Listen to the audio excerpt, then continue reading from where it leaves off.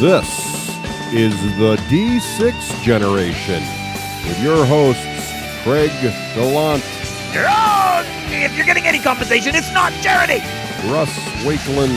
You put me on a boat with frickin' dragons attacking me and whatnot? Now we're talking. And Raef, Hollywood Granger. Now that's Jimmy Django right there. With contributions from Total Fangirl. Vampires do not sparkle. And our loyal listener. Drago, we made you out of steel. Welcome to another edition of Rapid Fire, the roundtable discussion of all things gaming, coming out at the speed of a gigantic asteroid coated in interstellar supervirus hurtling toward the San Andreas vault line. Ooh. This edition is brought to you by my most played new game of 2012, Dust Warfare. Thanks for all the alt-hist violence, boys.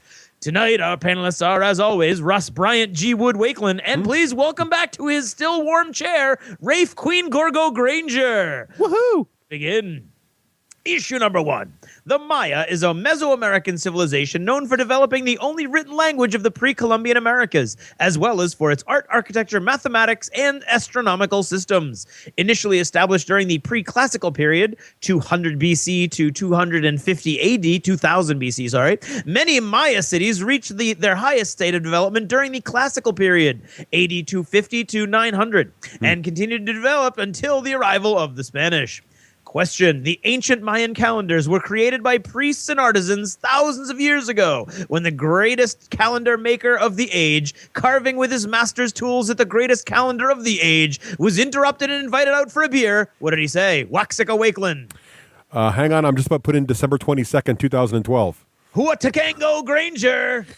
He said, yo, fill it to the brim. He said, well, I suppose so. It's not like it'll be the end of the world. Issue number 2. Delphi is best known for the oracle at the sanctuary dedicated to Apollo. According to Aeschylus, it had her origins in prehistoric times and the worship of Gaia. Apollo spoke to the Sibyl, or priestess of the oracle. She had to be an older woman of blameless life, chosen from among the peasants of the area, which may be why Russ is so good at prognostication. What? She would sit on a tripod and go into a deep trance. While in a trance, the Pythia, or priestess, raved, and her ravings were translated by the priests of the temple into elegant hexameters that would foretell the fortunes of kings, generals, and princes. Question. For what body part is the Greek root of the name Delphi derived? Theophrastus Russ. The spine. Herodotus Raef. This is a family show, so the weenus. Wrong! It is not the week-ending report. It is the womb. Of course, all answers emerge from the womb of the world. I would have also accepted navel or belly button in the spirit of this episode. Issue number 3. For nearly as long as mankind has been circulating coins, we have been gracing these coins with the images of people, places, and objects. Generally, the individuals were great people in their societies, whether they were rulers, generals, inventors, or the like. Societies did not often grace our money with the faces of nobodies. Question. Tell me, whose face graces the $100 bill of the United States? Fiorino de Oro Russ. Benjamin Franklin. Frankish Denarius Raef. Alexander. Ulysses S. Grant. Aw. Alexander. Like Hamilton? Yeah, I don't know. I don't see hundreds. I only see thousands. Ooh. Wow. Ooh. Well, bankruptcy's good for somebody. Issue number 4. Wow. Svengali is a fictional character in George de Meilles' 1894 novel Trilby. He is a hypnotist who makes the title character into a famous singer. The word Svengali has come to refer to a person who, sometimes with evil intent, controls another person by persuasion or deceit, often in the guise of a fortune teller. The Svengali may feign kindness and use manipulation to get the other person to yield his or her authority. Question. What was the name of the Steve Taylor song first heard in 1987 that tells the original story of Svengali? Paul Wegener Russ. Oh, I don't know. I don't know that one. Barrymore Raef. Tales of the Tiger. It is us minus 13 years. The answer is, I predict 1990. I can't believe you guys got that wrong. I mean, Steve Taylor. Wow. Predict. That's all we've got for this episode. Thanks for listening, and good night.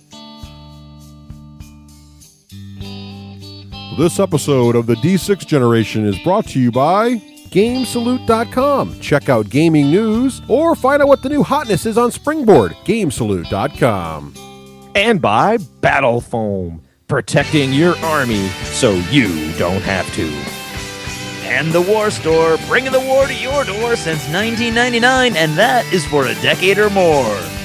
And by Audible. Try the service, get a free book, and support the show. All by visiting audibletrial.com/D6G. And by Geek Nation Tours.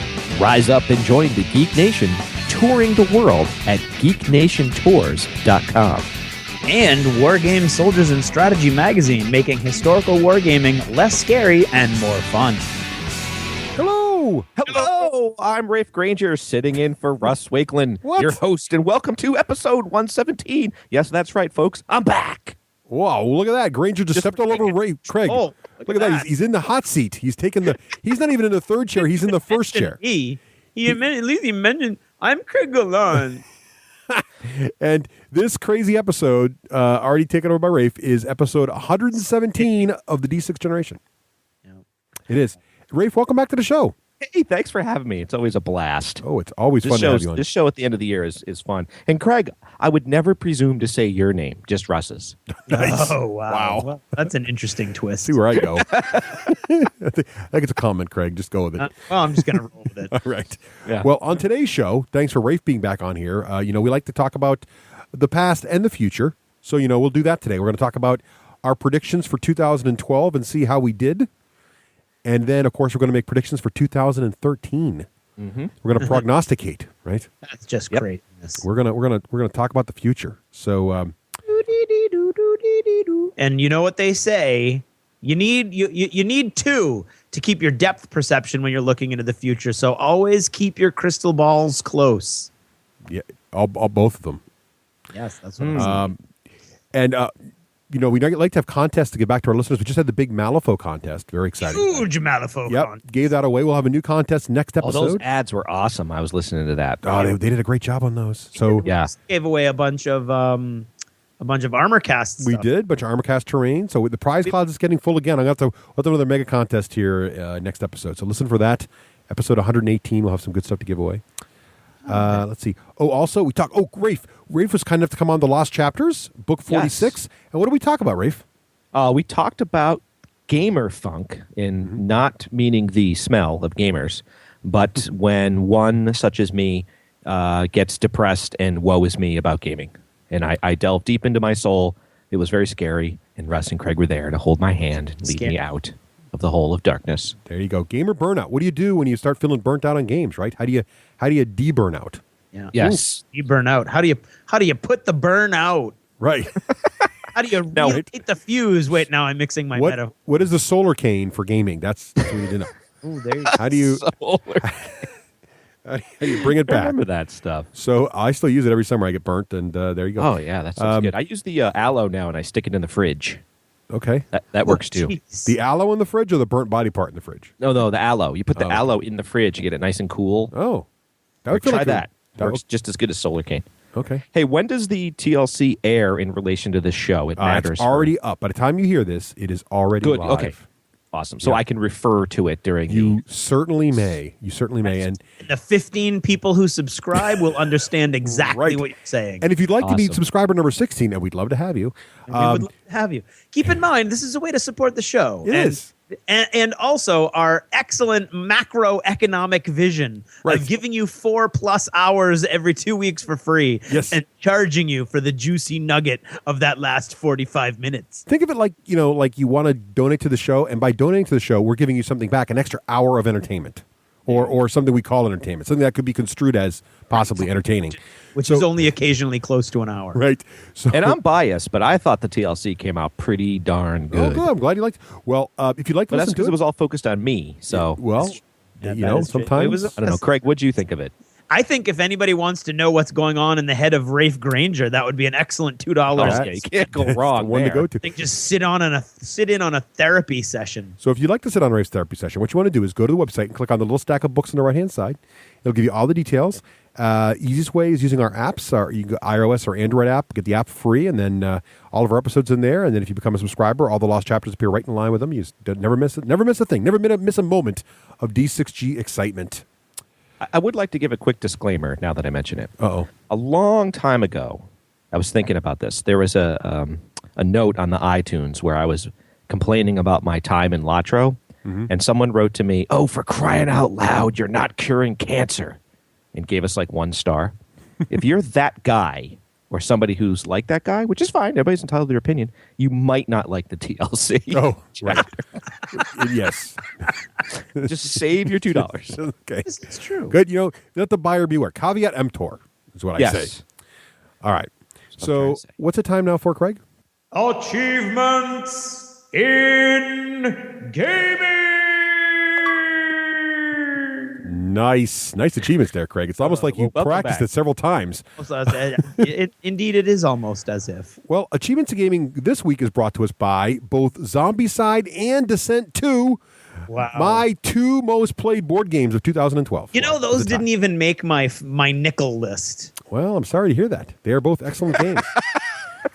Just weird. Your nickel list is Isn't apparently... sorry to hear that. That's the funny part. Yeah, could you tell that in his voice? There was no sorrow in his voice. No. Dude, those are 2 quality games right He's there. like, Both those are whatever. I've awesome. got my 2 in. Right. I think I played 3 times Zombicide, and I think I might have gotten 1 session of the Descent 2 game. We got to fix that. That's ridiculous. Yeah. All right. Well, I mean, maybe- it didn't make a huge splash locally other than your group, and that was during our Thursday, Yes. Tuesday schism. Yeah, it was during political strife and upheaval.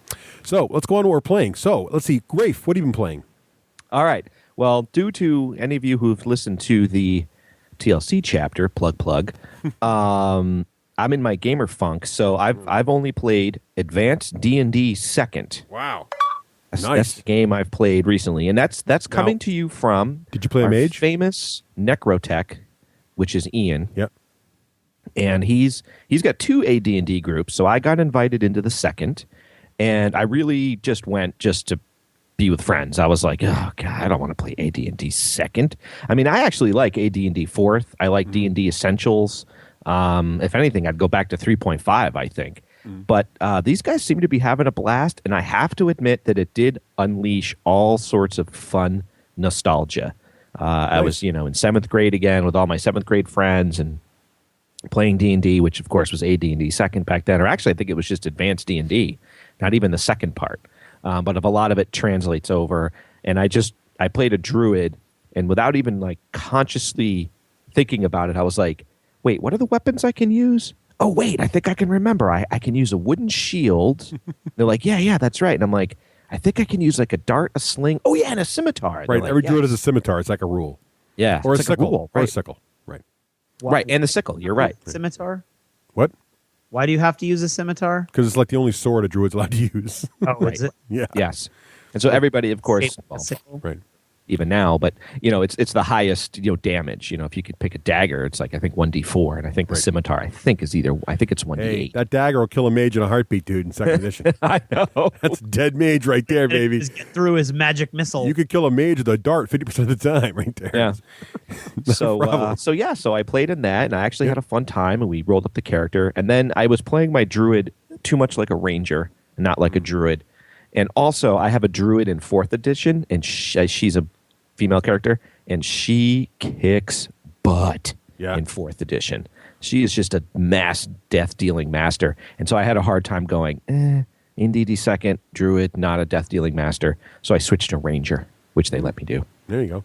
I've been having a lot more fun. Nice. Well, achievement for that. Yeah. Oh, and I'll tell you my last game. So my good friend, Doc, and business partner, sent me for Christmas a complete surprise, UGG Tech. Ooh, is that the one with the big inflatable clubs? That's the one. Oh, nice. Tell everybody how that works. Okay. It's actually really fun, and you'd think maybe looking at the box, because as inflatable clubs, it's for kids, and I don't think it's for young kids. Not because of the theme, but because of the difficulty. So what you do is you have these building blocks, and you have like a white cylinder, a green triangle, a red rectangle, and like a blue square. I'm totally making that up. And what you have to do is one person is the UGG tech, and that's the engineer, and they hold the club. And you have your team of 3 versus your team of 3 or 4, or however you want to do it. It could be 3 on 3, 2 on 2, 4 on 4, whichever. And your UGG tech has to use physical movements to tell the team member which block to pick up. So like Craig has the red triangle, Raef has the green rectangle, and someone else has the white cylinder, and someone else has the blue whatever, and Craig's the UGTech. So there's this reference card that you can look at, and he's looking at the card of what to build. And so picture that it's the white cylinder in front and the green rectangle on the front, let's say standing up longwise, and on top of it's the green triangle, and there's other pieces behind it. So he does these hand gestures. One of them's like raising your hands above your head, and that means the red triangle. Another one's like you swivel your hips. That means the green rectangle. And then he uses these words. Like one of the words is kagingu, and that means like move to the front. So he swivels his hips. The green guy picks up the green things, and he says kagingu, and then that can mean the front. But you don't know if it's the front longwise or the front. So he has to use these caveman terms, and you can read the caveman terms to figure out what he's saying. Right. If you get it right, he taps you on the head once for yes. If you get it wrong, he taps you on the head twice to say wrong. And if he screws up his instructions, he has to tap himself on the head, and that means. And when you say tap, you mean club as hard as humanly possible with the inflatable bat. Well, it's funny you should say that. The club actually comes with spikes, and nice. And those of us like Craig and Raef who have very, very, very short haircuts, Russ, you probably could defend. Your hair could defend, but the spikes actually hurt just a little bit. Nice. So I do recommend you club gently, but it's more difficult with this. Like I said, we played with the kids, and it was like they got really frustrated because of the spatial. Like I was basically receiving the instructions, and I apparently wasn't doing it right, and so Lou was getting really frustrated. Oh yeah. But when he was working with Mommy, then that was fine. Yeah. But yeah, so I don't think it's for little kids. I actually think it'd be hilarious with adults. Yeah. Sounds like it. I've heard good things about it. I've not tried it myself. I think it's a great. I've heard it's a great like late night convention game. Yeah. Oh, yeah. Or like It would Extra Life. definitely You fit know, that 4 spot. a.m, break that thing out and just have a blast. Yes. Right. Yep. Great. Anything else? Nope. All right. Craig, how about you? What have you been playing? That's it.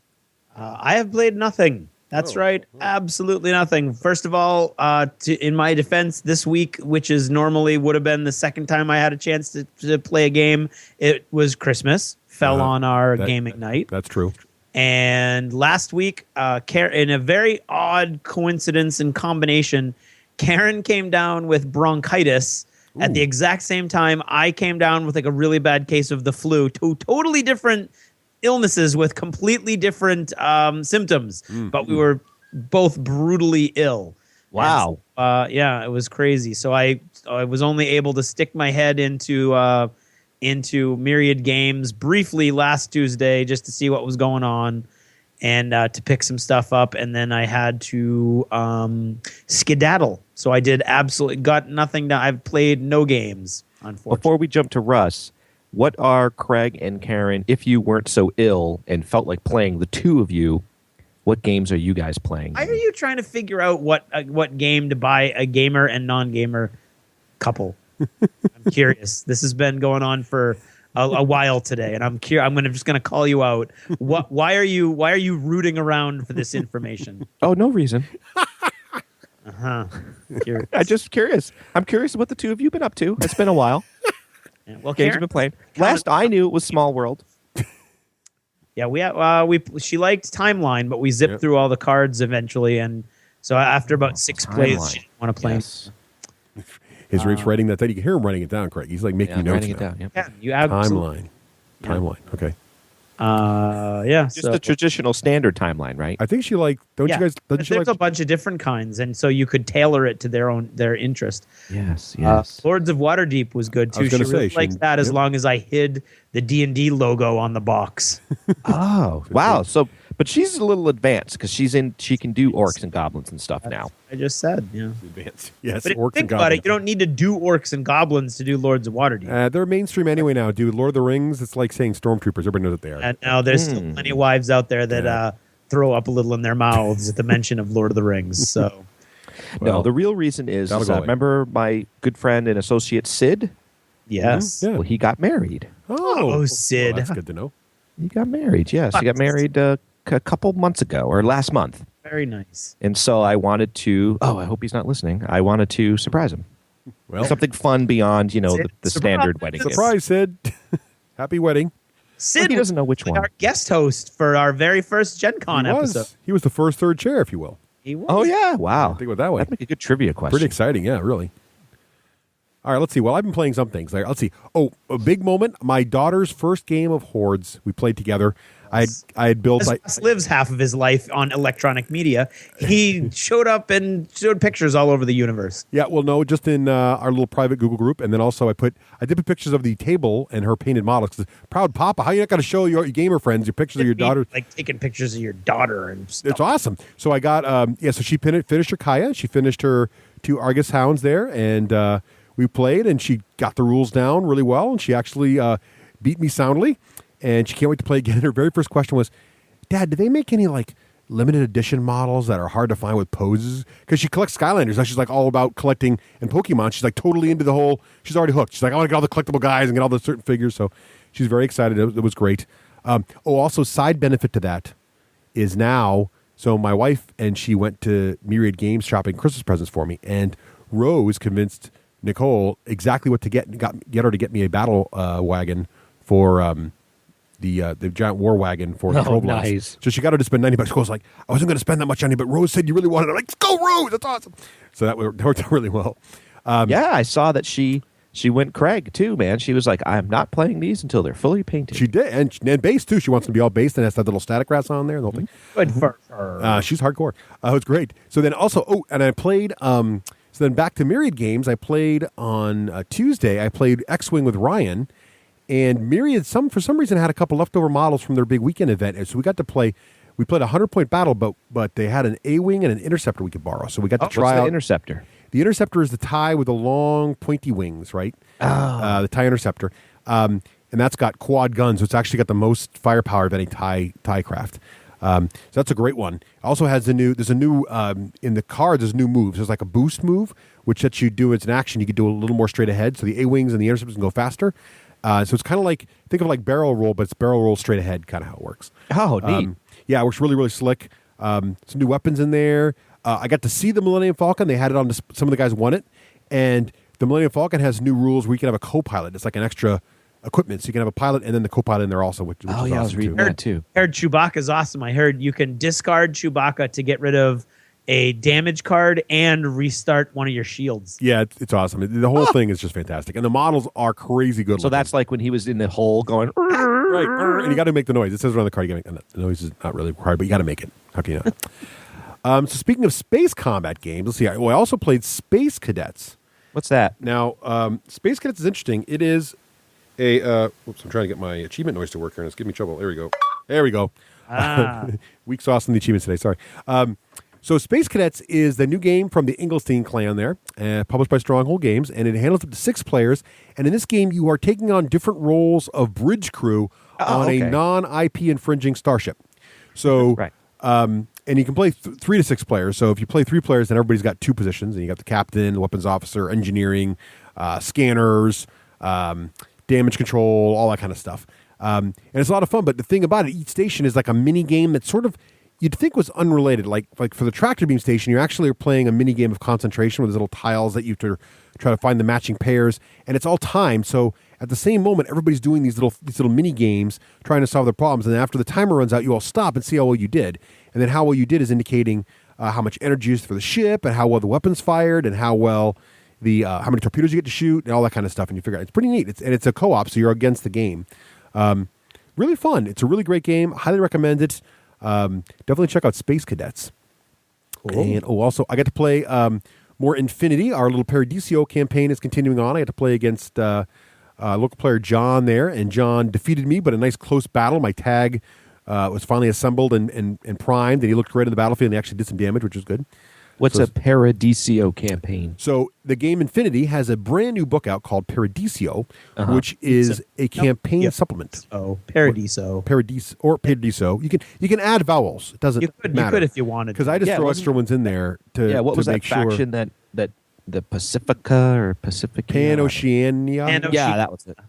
Yeah, or I liked it with the added vowels, personally. Yeah, just add some vowels. Doesn't Well, matter. the problem is that Pan-Oceania is supposed to have the added vowels. Paradiso not so much. Well, sometimes when they pop out of Pan Oceania, they end up in Paradiso. Gotcha. Okay. It's just, one of those things. Oh, okay, cool. So it's a campaign supplement. So does that mean new rules and new models? Everything. Or just So you got the ways to play a campaign. New models for each faction. It's kind of like a War Machine book. It's got new models for each faction. It's got a whole new faction in there. And then it also has a whole new way to play the game in this campaign system where very, very detailed interlocked missions with a very, very strong theme and story. And then also there's leveling rules for your faction. And they've introduced new models called Special Ops that you really can't be used except substituting unless you're using them in this campaign system. And then they actually level up. So you actually create your own character and level them up through the campaign. Yeah, that sounds fun. As one of your models. It's really, really well done. Very neat. Having a great time with it. It's our first time through. And it's really designed for more, Infinity players who've been playing a while, know what they're doing. So we're just totally finding our way, making mistakes, saying oops, whatever. But we're having a blast doing it. And the storytelling aspects of it is just a lot of fun. What faction did you pick, Russ? I am playing Pan Oceania. Because they're mech. The one guy I have, actually I'm playing a sectoral version. They're the jungle, I can't remember what they're called. They're fighters. I don't know. But they're the ones that have the tag, the giant robot that looks a lot like a Gundam. So I'm a big Gundam fan, so he looks just like that guy. So I like that guy who sings in the video? Oh. No, not Gangnam. No, Gundam. Although there's some great Gundam style parody videos of Gundam mechs doing the dance, which is pretty funny. And Craig, who'd you pick again? A Scottish werewolf or something? I am the Caledonian Sectorial, the Caledonian Highlander Army. Right. From Ariadne. From the Highlands. And in 45 seconds or less, Russ, do you like the 2D20s? Yeah, no, I do. Well, we just did a whole episode on this, but I definitely highly recommend the game. Well, I'm only up to the fluff part. Okay. Well, yeah, I know. I do like the opposed rolls. They're 4 hours long, dude. It is. Well, that's, I don't want to spend another hour on it here. but yeah, the opposed dice rolls are very much like Malifaux in that, you're flipping cards, and what's cool about it is you as the defender feel like you're doing something. Except that you're not actually flipping cards. No, but it's the same idea because because in Malifaux there's no dice, right? So Malifaux's always cards. Basically, you're generating random numbers to try to beat the opponent's number. It did seem math heavy. Like when I see players playing, they seem to be like, okay, I got a 15 plus I got your bonus of a 14 plus I'm behind cover. That's a 12. I'm not saying it's bad. No, it's a lot of rules. It's very math heavy. It's a very crunchy game. It's I think Malifaux's a good comparison because there's a lot going on in Malifaux. Malifaux's a great comparison. And there's a lot going on in Infinity. Although I think once you get the hang of Infinity, it will play faster than Malifaux because the card flipping is a little more involved. What does Craig think about the D20? I enjoy it because basically there's not that much math once you figure out. It's just like any of these other games that has modifiers when you're trying to do something. Yeah. Figure your own modifiers. That gives you a target number. The other guy's got a target number. You want to get the highest roll without going over your target number. Oh, I see. Right. So if my target number is a 15 and your target number is a 10, and I got an 11 and you got a 9, you beat me because you're only one away from your target number. Huh. Okay. Whereas I'm 4 away from mine. So it's counterintuitive in that you're not looking for the highest number or whatever. Yeah, it's not how it works. So it's just the higher die roll wins as long as it's below the target number. But closest to the target number. What? No, closest to the target number doesn't matter. If you rolled an 11... Don't listen to me. I've only played with the guidance of people who know the game. No, actually there's no math except to make sure your die is under your target number. So if the example Craig gave, if Craig rolls an 11 and you rolled a 9, Raef. See, Raef, I got him to talk about it for you. Then the 11 wins as long as the 11 is less than Craig's target number, whatever it was. Craig's target number could be 20. Doesn't matter, as long as his 11 is higher than your 9. Now, if Craig's skill, if the number Craig needed to hit you was a 10, and the number you needed to hit Craig, Raef, was a 9, and Craig rolled an 11 higher than his 10, and you rolled an 8 lower than your 9, you would win, even though your 8 was lower than his 11, because his 11 is higher than his 10 and therefore does not count.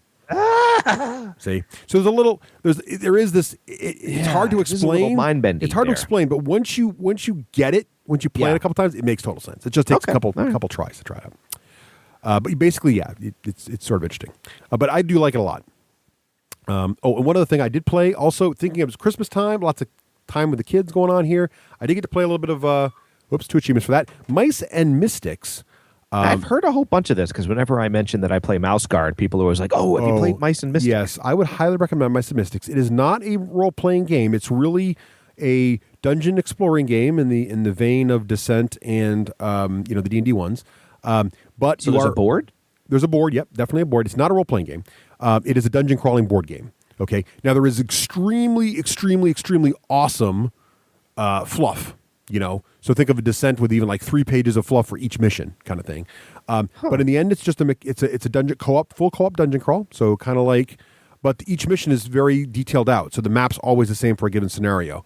But it's got some really interesting mechanics. Like for example, when you're on a tile, instead of just leaving from the 4 sides of the tile to the next tile, some of the spots in the tiles like have a drain in it.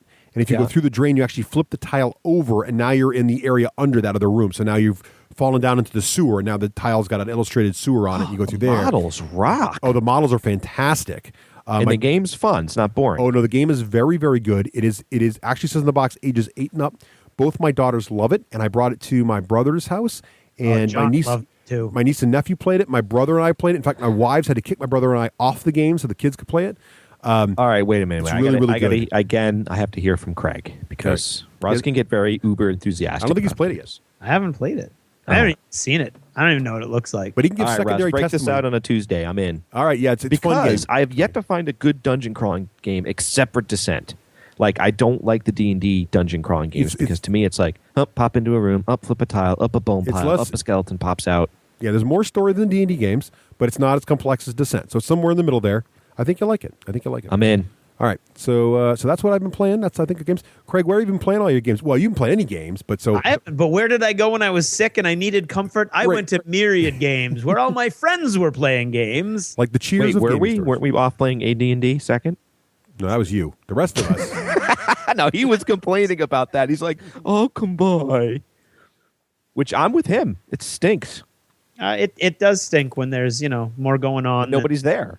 No, it stinks when there's more going on than an occasional off-site game. But whatever. No, sorry. Hey, I don't not to get politics in my gaming. I don't mind when you guys leave because, to be honest with you, it gives me more room. Myriad Games. Now they've already got a fantastic large back room, plenty of places to game. Games you can check out and play whenever you like. They've got knowledgeable staff there. My wife was awesome. She went there. She said it was fantastic. I went there to buy presents for you, and the staff was helpful. They gave us right to the section where the War Machine stuff was. They were great with the kids. Rose couldn't remember the name of the thing. She said, "I know it's a big wagon." The lady helped her find it. It's not just like whatever. Go in the back room, lady. Find what you're looking for. They're very helpful. Great staff. Great place. Myriad Games. 2 great locations, Salem and Manchester. Check them both out there. Both of them Russ. have bathrooms. Yes, and clean Will bathrooms. you use your MVP points to buy me Mice and Mystics? Sadly, I use my For MVP Christmas? points. I use all my MVP points to buy my daughter's Christmas presents. I got Rose a new the faction book for Circle. She really wanted it, and I got my youngest daughter. I got her the expansion, The Caves of Roxor for Super Dungeon Explorer, another game they love. very Super Dungeon nice. Explorer, yeah. Oh, and cool. Kit loves painting those models up, so that's a great set too. And it has little turtles with cannons on their back. How's that bad? It's like Mario Brothers in a dungeon. It's awesome. Speaking of models, man, I'm on the as I talk to you guys, I'm looking at the Infinity site because I'm gonna, due to my gamer funk, if you can't beat them, join them. Yep. These Knights Hospitalers look freaking awesome. Oh yeah, they do. Yeah, that's part of the panel. Right. Yeah, they're awesome. You Okay. have to learn how to pronounce Pan-Oceania, though. Or you can just say pano. That's what I do. It's all the hip kids do. I'll just say it my own way. Like I pronounce Cador wrong. Right. It's like Cador. Yeah. So let's talk about modeling. What have you been, speaking of models, Craig, or Raef, or anybody. Craig, you've been doing some modeling, right? What have you been doing? Well, I haven't. Interestingly enough, actually, I was in the middle of trying to finish my Dystopian Legions initial box sets, and then this whole thing with Infinity started, and I went and I ordered a bunch of stuff. Nobody had it locally, so I ordered a bunch of stuff. I ordered it from the War Store. They were helping me out. And I couldn't find the one thing that I wanted on there, which was the Caledonian Highlander Army starter set. So I found that somewhere else. So rather than wait for the rest of it to show up, that one box showed up like days and days and days and days and days before anything else. So I whipped through it and I based and painted those 6 models. Ooh, The can't wait only to see. thing I have left to do is plaid. I have to plaid up the Nice. the tartan on my on a couple of those models. Oh, I can't wait to Yes. see. That sounds awesome. So that all came. Then I was all excited, and then the War Store load landed, and that was awesome. So then I have been putting all of that together, and they're not easy. They're very finely boned, detailed metal miniatures, so they're not easy, but they really do reward a little bit of time and effort. and I actually did my first Infinity conversion. So Nice. I got myself Oh. I got a Spec Ops model in as part of my. Actually, I got that for my wife's family. Did an awesome job for me for Christmas this year. Meaning they just went to the links I asked them to go to and got exactly what I asked them to get. Nice achievement for that. My family yet still cannot manage to do that, but her family is like, gaming, we don't want, we're gonna just give us the links. And I was like, yay. So one of the things I got was that Spec Ops guy, which was awesome because I did him up as a normal guy, but it comes with a weapon sprue, which is like the only weapon sprue in Infinity comes with those Spec Ops guys because you're supposed to customize them. And so I had a sniper rifle, which I cut in half and then I glued to the back of my my SAS guy, so it looks like he has a sniper rifle tucked in behind his backpack. There you go. That's awesome because he's walking forward with a knife in a combat grip and a pistol over the knife. Nice. Out of the movies, so he doesn't really have any decent weapons. So I shoved that. It looks like the sniper rifle is strapped to his back, and then I put together the big giant werewolf special character guy. Yeah. Awesome. And he carries 2 chain guns, but he only comes with 1. So I took the chain gun from the Spec Ops, cut that off, and glued it right to his belt. So it looks like his second chain gun is on his belt. Nice. Then my favorite one of all, I got so the starter box comes with 3 volunteers. My volunteers are my basic troops. And then I needed to get another blister of 2 volunteers because I needed one weapon loadout that I didn't get in the box. And that came with another guy with a regular rifle. So I had 3 guys with regular rifles, but I didn't have any guys with a heavy machine gun. And you need to have a heavy machine gun. Right. So I actually snipped away all of the gun parts of the model and slotted right in there the heavy machine gun. So I have a WYSIWYG heavy machine gun toting volunteer, which is not a model that they sell. Very nice. Well done. I was very excited. It was awesome. And my army painter, I got a set of army painter tools at one point. Yeah. And the only second time in my life this has happened to me, my clippers like shattered while I was trying to cut fine white metal, and I got really, really annoyed and frustrated. So that was annoying. Huh. So I did that. That was super cool. I also got a bunch of the wall sets. Oh, yeah. Yep. So I spray painted. I primed those all up. For I also got the 3. Whatever. For which game? Freudian slip. This is all Infinity. Yeah. Oh, it was okay. I got those awesome hologram signs that Will has 2 sets of. Right. I got one of those. So actually, I got one of those from my in-laws again for Christmas. So I put those together, and literally in 15 minutes, I had them together, primed, and dry brushed, so they look awesome. Craigie Poo. Yes. Speaking of Infinity, Yes. what does 35,95 with a funky E symbol mean for money? €35.95. Oh. So you're on the Infinity. You're clearly on the Infinity. The game. No, I just wondered. website. I was just kind of like wondering before about what you There you and go. Karen play for games. I just was wondering. Yeah, well, clearly no. Most countries use a comma where we use a period when you're doing currency. We're rebels. We're rebels. We That's are. how we roll. We are. Interesting. Yeah. So I did that, and that was awesome. I was really super happy with the way that turned out. And so yeah, I did all of that literally in like 2 days. Wow.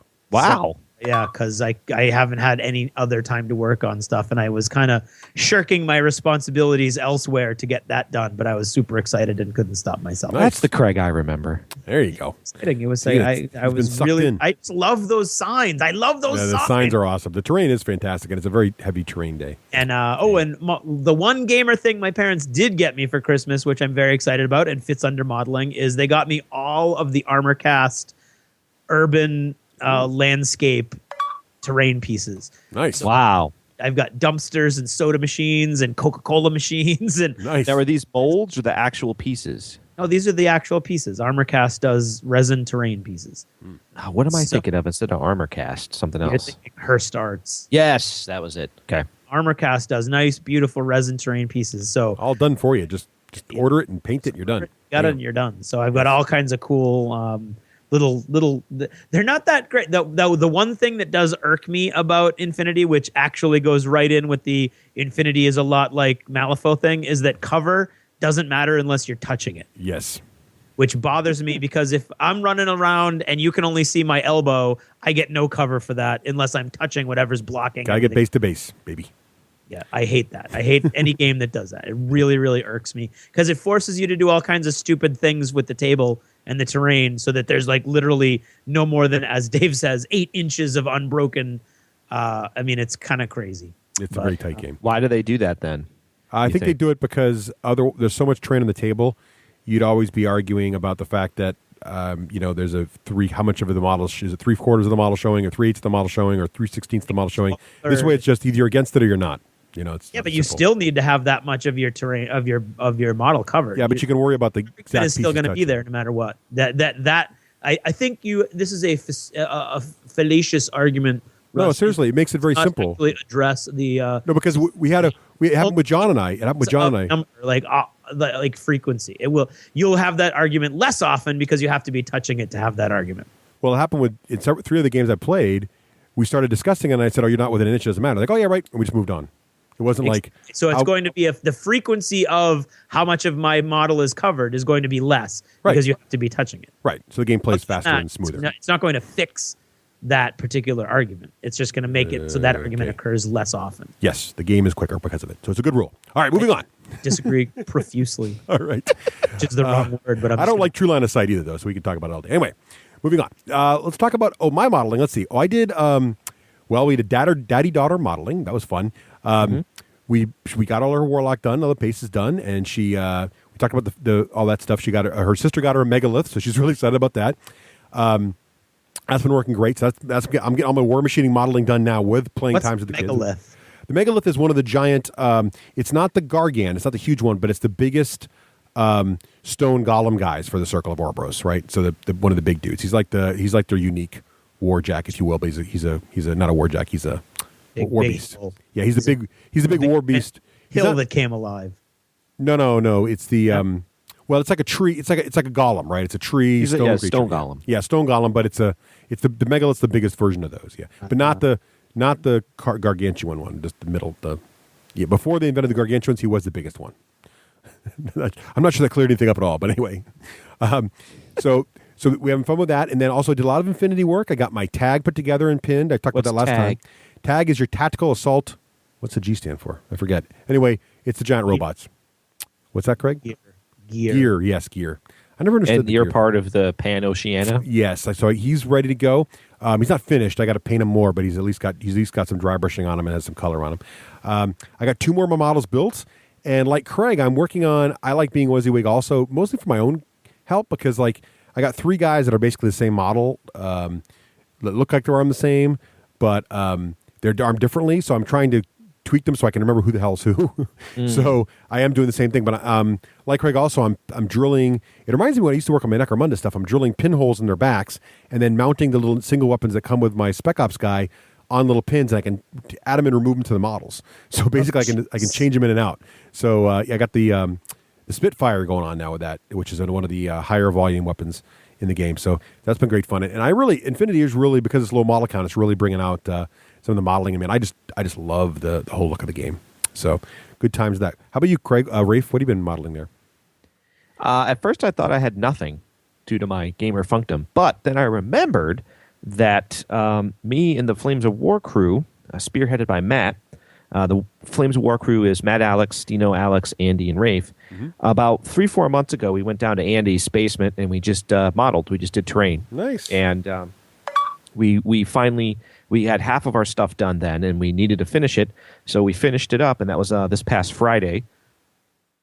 They were all down there earlier, and so when I had gotten there, Matt and Stino and Andy had banged out literally probably 24, 25 hills for Flames of War, so all 15 mil. Wow, and nice. Really nice hills, not just sculpted with green flock on them, but sculpted with the green flock, with brown pathways, with different colored flock, with rock and gravel and cliff face inserts, within scrub brush at the base, and really nice hills. I would pay money for these hills.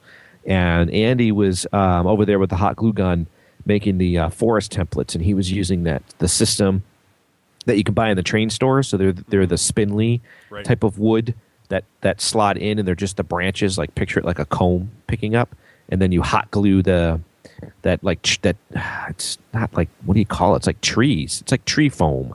Yeah. Flock. It's not the bristly kind of Flock. trees. In other words, It's a flock, right? Like the the tree flock Yeah, yeah. in all sorts of different colors. lichen. I And so think they used to call it back in the day. what'd you call it? Lichen? Is that what they used to Yes, call it? it's the lichen. Like Yeah, the lichen, lichen yeah. flock. Yeah. So he was busting out a whole bunch of trees, and they're all removable. Actually, we have them on different bases. They're on either washer bases or bigger 30 mil bases, so that we can move them, so the tanks and stuff can go through there. And I got there kind of late, so they kind of had their system down. So I just busted out all my JR miniatures buildings. There was about 4 of them, and just banged those out. Just painted them up. So now when Craig walks by, he won't go, this would look nice if you didn't have 3 black buildings, Raef. Been getting painted on a slow but sure process. I've noticed that. Nice. Yeah. Yep. So they're all banged out, and there's a little bit of a debate in our little Flames of War club, which is I like the JR miniature buildings, but I'm in the minority. Everybody else thinks they're too small to scale, and they're a little off, but for some reason it doesn't bother me. And I have a couple of model buildings, and I can't remember the company name, but I bought them at Gen Con, and they're fully painted, and they're cross-sectioned in the middle, so you can actually remove the top and have your guys sit around inside. And I like those too, but I actually think I don't know, for some reason I like my JR miniature one. So now I kind of have this disjointed look a little bit, because I've got 2 buildings from a different company that are a slightly different scale, and all my other stuff is JR miniature size.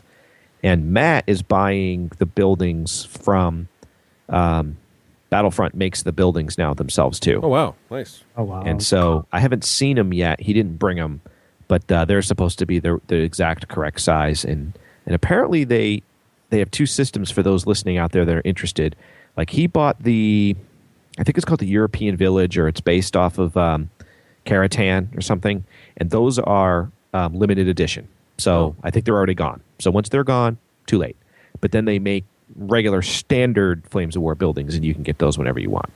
All right, nice. And we didn't realize that. We thought that like they would produce the European set, and we could get that whenever we wanted, and they would produce whatever set, and you can get that whatever you wanted, but apparently not.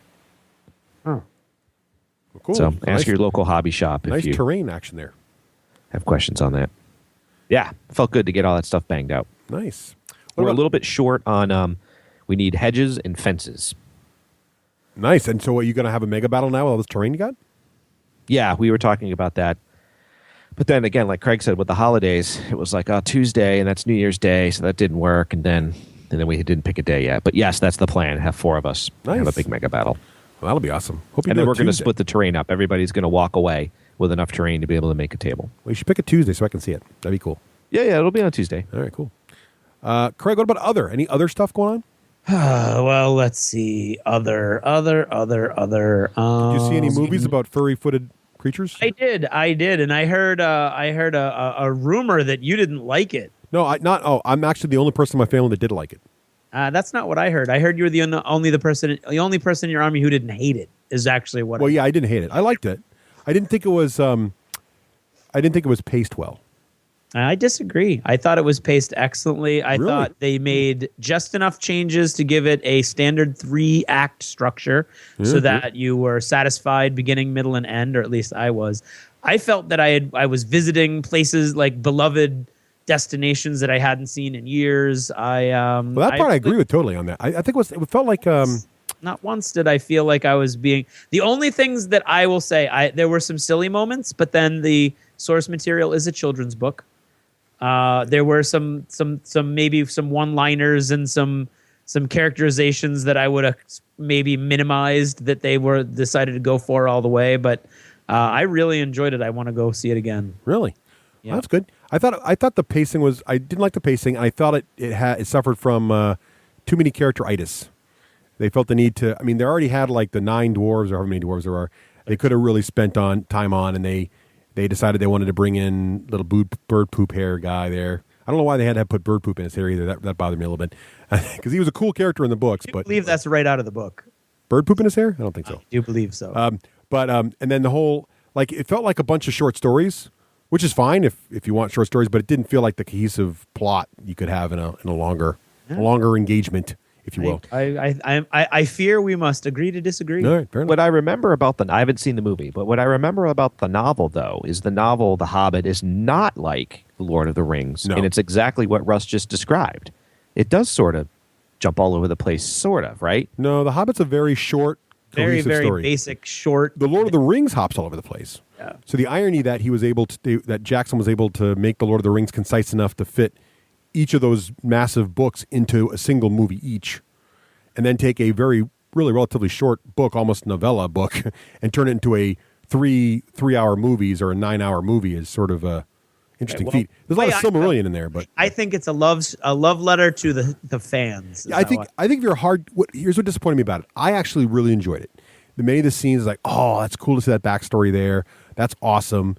What disappointed me the most about it was that my 2 kids and my wife had no interest in the Lord of the Rings books, and when my wife first saw the movie, the first with the Fellowship of the Ring, she fell in love with the Lord of the Rings, loved it, to the point where she wanted to read the books and found the books to be too heavy and too 16 pages on this song and this guy's heritage, and she stopped reading the books.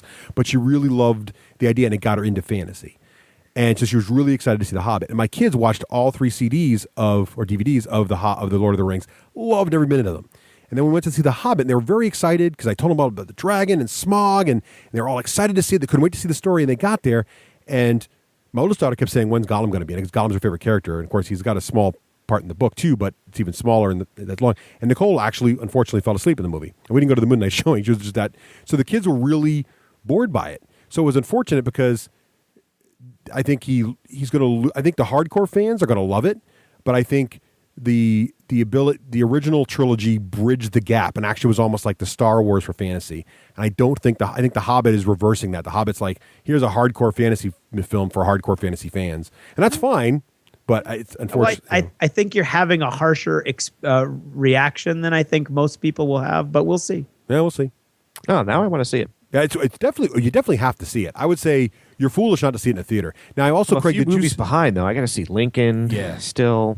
Now, Craig, did you see it in the new high def super? I did. I did not intend to, but that was the only showing I could actually see. Now, what did you think? I saw it in regular 2D because I hate 3D. Impressive. Did you like it? Okay, cool. It was craziness. Yeah, I heard a lot of things where you could see the makeup because it was so high def. I don't know Didn't bother who you? you're listening to or what kind of negative universe. I don't know. What was it like? I hate thehobbit.com. Rage off of you. I don't know. No. It's. I mean, These are the exact thoughts I had, but I only made my living in theater, so I don't know. Maybe I have no all right. no Well, stake.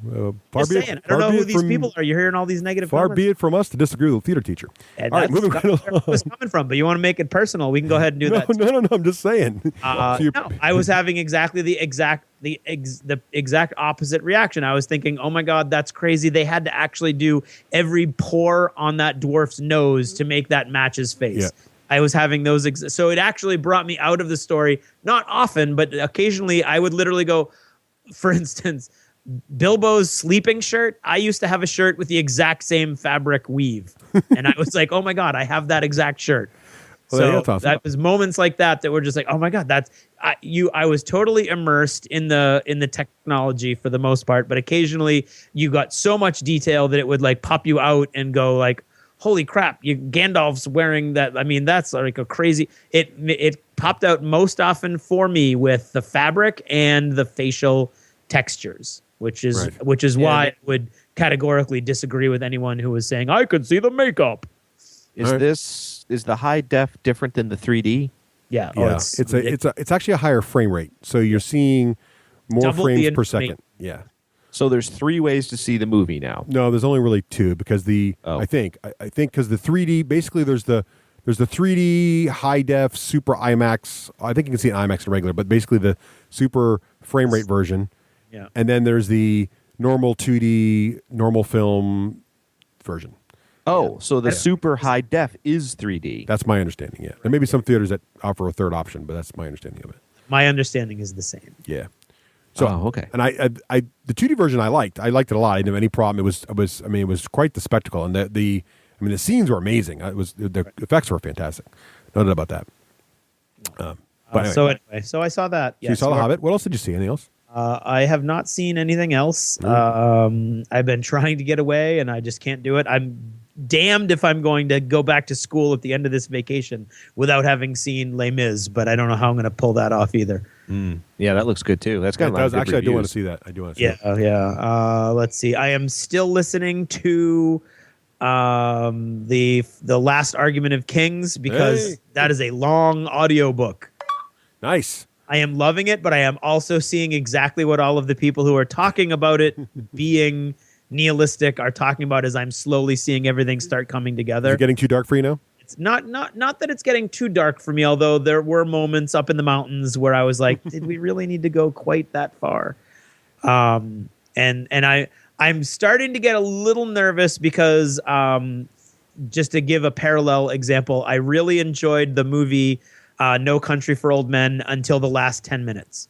Oh, well. And in the last 10 minutes, they undid everything in the movie and said, oh, you thought this was a movie about a hero and a good guy struggling against the odds. We're going to show you that that's not the world this movie is taking part in. Blah, blah. That guy means nothing. His effort means nothing. His whole family, nothing. We're going to kill everybody, and it doesn't matter because the good guys always lose and the bad guys, and I was like, holy, it literally was, in my opinion, we're going to make a heroic cop movie and then pull the rug out from under you and prove to you in this universe that none of that actually matters.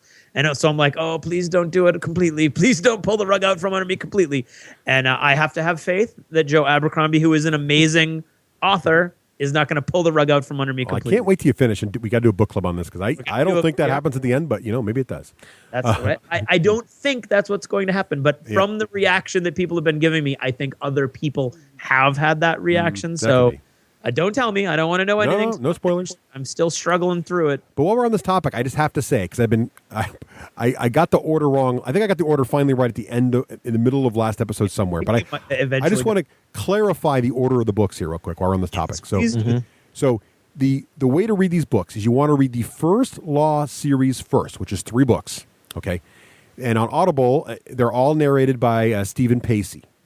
Now, Stephen Pacey is the amazing narrator we've been talking about. Now, the next book you want to listen to or read is Best Served Cold. Okay, that's the next book. Now, unfortunately, it's narrated by Michael Page, who is not a bad narrator in any way, but he's no Stephen Pacey. So that'll sort of break you out. And it takes you probably about a chapter or 2 to get your brain back. Or oh no, that's what that character sounds like because you've got them all pictured a certain way because it's Stephen Pacey. Then the following book. So First Law series, 3 books. Then there's Best Served Cold. Then there's Heroes, which is next, and that's also narrated by Michael Page. And then the next book, the final book so far, but he's writing more, I'm sure, is Red Country, which is also narrated, finally, again, by Stephen Pacey, the same narrator who narrated First Law. So here's the danger. If you go to Audible and you search by narrator, like I did the first time, you will see the First Law series, and then you will see Red Country. And you will think the Red Country is next, but you'll miss the other 2. So First Law, then Best Served Cold, then Heroes, then Red Country. That is the appropriate order the author intended, and you do want to read them that way because characters will reappear with various body parts or something missing, and you'll not know why unless you read the book before. Is this fiction or is it fantasy, sci-fi? Oh, it's fantasy. It is extremely good fantasy. It is okay. Dark.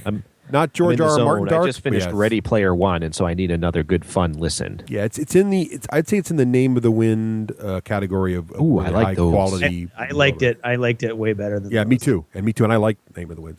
Yeah, I love Name of the Wind. And I like this is that some of the best like my fantasy in a download. long time.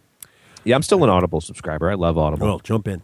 Yeah, Audible. If you want to get an Audible, what you want to do is go to the d6generation.com and click on the little Audible link there, and they'll hook you up with a free trial, 30-day membership to get all the great deals, but also you get a free credit. Any book you want, pretty much for free, yours to keep. Even if you cancel and pay nothing, you still get to keep the book, such as book 1 from the First Law series, for example. Be a great choice for that. So let's see, Craig, anything else? Any other you've done before we move on to other people? I've really done nothing. All right, well, that's fine. I think seeing The Hobbit, it had to be done. You got your geek. Yeah, you had limited time. You had to see it, right? Had to get what it. I could do, Right. Raef, how about you, man? Well, you guys got me excited to talk about. I didn't put it on my list here, but I finished up maybe within the past month the Expanse series of books. Oh yeah. Did you guys read those? It's Leviathan Awakes.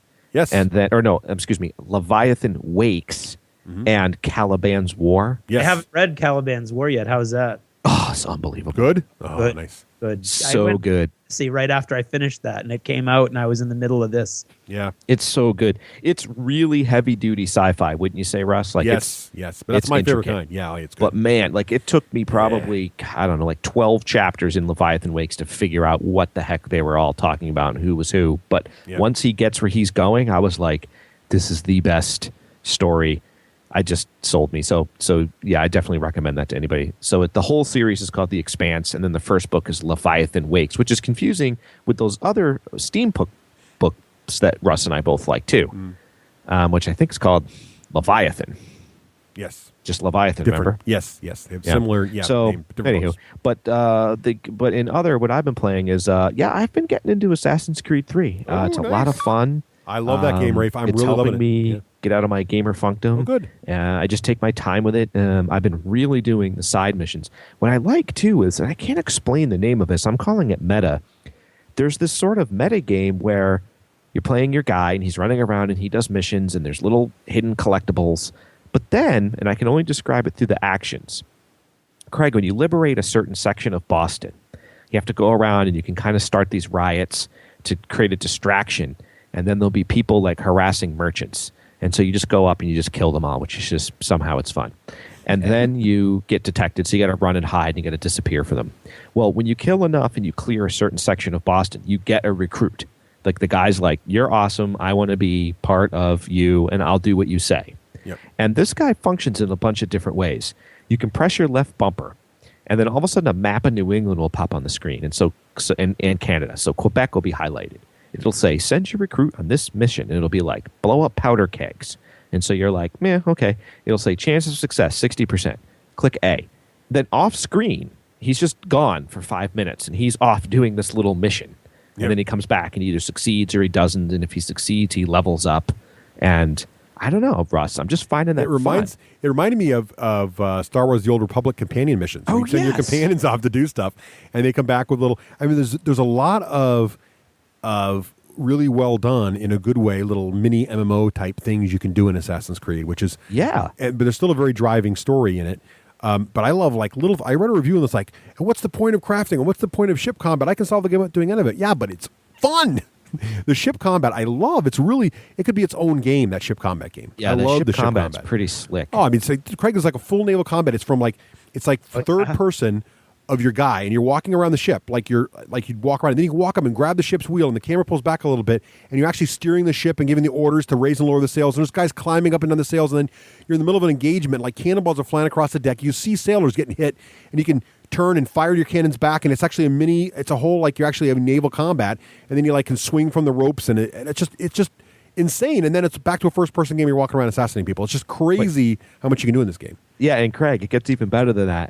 And before finishing Ready Player One or whatever that's called, all of a sudden I can't think of the name of it. I finished the Hornblower series, and so your guy, who's sort of he's the first mate of the ship, and he like talks to you as you're driving the ship. It's right out of Hornblower. He's really like, is. "Back the mainsail, It's awesome. stay there, you lad, get a stiff back in it," and he's yelling out all these commands as you're sailing your ship. Right, it's awesome. It's so good. It's really great game. I like Assassin's Creed 3 too. I think it's the best of the series. They were all fun. I know a lot of people didn't like the first one. I like all three, but the third one is definitely the pinnacle of the series by far. Third one is I don't know if it's because I've been out of it for a while, but it is a lot of fun. The other thing too, it's great for historical buffs. I mean, I'm a huge American Revolution era, that whole thing, and there's so much great, great just stuff injected in there. Like there's a part. A lot of our listeners probably know that Assassin's Creed. The premise is you're actually a person in the future, and they're using this advanced sci-fi technology to read your DNA, and then you're reliving the lives of your ancestors. So when you're seeing that guy in the commercial running through the streets of 1775 Boston, that's really him in his brain of his ancestors, like reliving his ancestors' life doing stuff. And so you're playing back in time. So Really? there's one scene in the game where you're up in the no idea there was any kind of sci-fi. Oh, there's a huge sci-fi element, and there's actually in all three games there's this massive story arc, and you go back. Each game is a different era in history because each game is the same character in present day going back to different ancestors' lives and figuring out this massive plot between these two sides in ancient history, between the Templars and the Assassins. Why are they fighting each other throughout history? So the first Assassin's Creed is like back in like ancient, what is it? It's like ancient Egypt or Israel, Mesopotamia or that area, and then the second game was in the Renaissance, and now the third game is in the American Revolution, or right in that time period. And it's really interesting because there's this ancient struggle, and then there's this ancient alien race involved. There's this whole cool plot going on. But there's also some little interesting little commentary going on. Like, you go back to the future, and there's this British guy helping you out in the lab when you're back in now. And the British guy's like, oh, this American Revolution thing was a bunch of misunderstanding. There was the French-Indian War, and Britain paid all the money, and the colonists just refused to pay their fair share, and that's why they rebelled. It was all over money. It's just like, you don't want to pay your dinner tab. And then it cuts back, and all of a sudden it's back in 1775, and it cuts back to a shack, and this poor man and woman are getting thrown out of their house by redcoats and like stabbed, and like, where's your taxes? And it's just the dichotomy of like present day understanding, and then the shot of the past is really, really cool. And you get to hear, like, you can go talk, you're on missions with John Adams, and you're talking to Ben Franklin, and a lot of their quotes from history just put in there. It's just a really interesting, just a lot of levels of the game to really enjoy. It's a really, really well done game. Yeah, and Craig, you remember Last of the Mohicans? Yes, I do. A little bit, or just maybe the Indian combat scenes. Oh, that's so too. One of the main characters, you're playing a Native American Indian. He's the assassin, and so he fights with I fight with a tomahawk. He has a tomahawk that he fights with, and so some of the moves that he makes reminds me of like right out of the Last of the Mohicans. And that's great too, because there's all this great subtext where you actually are helping save the colonists and kill these rich people who are trying to buy the Indians' land. But then the guy you're killing is like, no, I was going to try to save your people because the colonists are going to destroy them in the long term. And you're like, I don't believe that. So there's this whole thing of like, you don't really know what's coming, and it's just really, really, really well done. And it doesn't really take any one political side. It's just sort of interesting, showing you all the angles. It's really fun, a great game. And they did it. It's very really full. Yeah, it's a lot. It feels like it almost MMO is a great word to use. And it's not because of the crafting and stuff like that, right. But it just feels fuller than usually the games do. Feel linear, and even if it's a lot of fluff, these kind of combat games, but it's very full story. Oh, so let's see what else. Any else, Craig? Raef there before we move on to my quick. We're going a little long, but I want to get all this good stuff in here. Nope. All right. Well, I'll go real quick then. So let's see. Assassin's Creed, loving it. Already talked about it. Oh, good iOS app, Rad Soldiers. RAD. Yeah, what's that? Soldiers. Think of like XCOM meets Team Fortress graphics. So like very cartoony little graphics, but it's XCOM, meaning that you have a little squad-based movement. Like you pick which X you want your guy to go, and he's got a certain number of action points, and he can go on Overwatch or he can attack, and you build and level up your characters. But it's also like a miniature war game, because if I play a lot and level my guys up, they increase in point value. So if I play Raef, and Raef is a brand new player, he doesn't have as many high-level characters. We play a 10-point game. I can only fit one of my high-level guys in there, but Raef can fit 2 or 3 of his low-level guys in there. So it keeps the game balanced. It's almost like a miniature war game meets XCOM, meets Team Fortress graphics. And you can play an opponent? You can play an opponent, or you can play against the computer. It is iOS right now. I don't think there's an Android version. It is free. Download it for free. Try it out. And it's another nice game where it makes its money from in-app purchases, but you can totally do everything without spending any money. You'll be tempted to, because it's like, oh, for only $5 now, I can play for 20 more hours, or I can get a free gun. But basically, it's just a great game. It's a great little game. So try out Rad Soldiers. I have to butt in real quick. I've been playing Summoner Wars on iOS. Oh, isn't that good? Yeah, it's been a lot of fun. Oh, yeah. I've been playing against Rodney, who does the Watch It Played videos. Yes. Yep. Nice stuff. Let's see. Also, I talked about Joe Abercrombie, and one more thing. Craig, have you seen the new Total Recall? I have not. Okay, so Nicole and I are like, last night, kids are in bed, it's Christmas night, we're relaxing now, everything's over. We're like, let's rent a movie. Oh, Total Recall, let's watch the new Total Recall. So we rented the new Total Recall, and I have to say, for the first half of the movie, I was loving it. The action is fantastic. It has got some little nods to the original in there. Great. In fact, I think they have the same actress doing the whole disguise scene through the metal detector thing, which is pretty funny. But the digital thing, it actually reminded me of Infinity a lot. The moments, the combat, I mean, it's over the top crazy sci-fi. Now, they went a couple of interesting directions. First of all, it's much more Blade Runner looking than it is Total Recall looking, which is not a bad thing. But then at the end, there's none, like if you remember the original Total Recall, right? There was Mars. Well, there's no Mars in the new Total Recall. Not even go to Mars. It's all on Earth. Okay, fine, whatever. But there's not even a subtext or a really major plot. It's just sort of like there's an invasion going, you're going to stop it. And at the end, there's not, unless I totally missed something or fell asleep, which is possible, there is no question as to whether or not what he just experienced was the memory or real. Really? Like, totally gone from the movie. You totally are sure, are all certainty what happened. In fact, they could remove the whole memory thing. It didn't even really matter. Like, and which is like, why did you even call it Total Recall? Why didn't you call it? It was weird. And it left me very disappointed because it's like, this went from, the original Total Recall was kind of like this interesting story around a sci-fi fun film. This was a sci-fi action thriller with no interesting plot at the end. It was sort of very flat. And now I know why. Because first half an hour movie, I'm like, why did this get so panned? This is fantastic. What a fun ride. And then the end, I'm like, oh, I see. Kind of what the hell happened? Why did they? No ending. There's no ending. So yeah, I mean, they beat the bad guy and everything, too. but yeah, it was sort of I mean, it's probably worth a $5 rental, but I'm glad I didn't spend the theater money on it. Whew. So that's my story. Anything else for achievements? Nope. All right, that is achievements.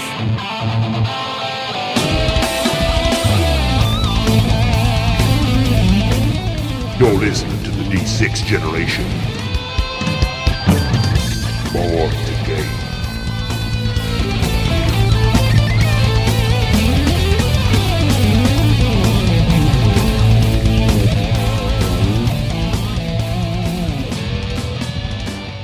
Oh, and if you're looking for a way to transport your stuff, your miniatures, hey, maybe you might think, oh, Russ, Battlefoam sounds so awesome, but I don't play miniature war games, but I wish there was an easier way to transfer my X-Wing models around. Well, that's a miniature.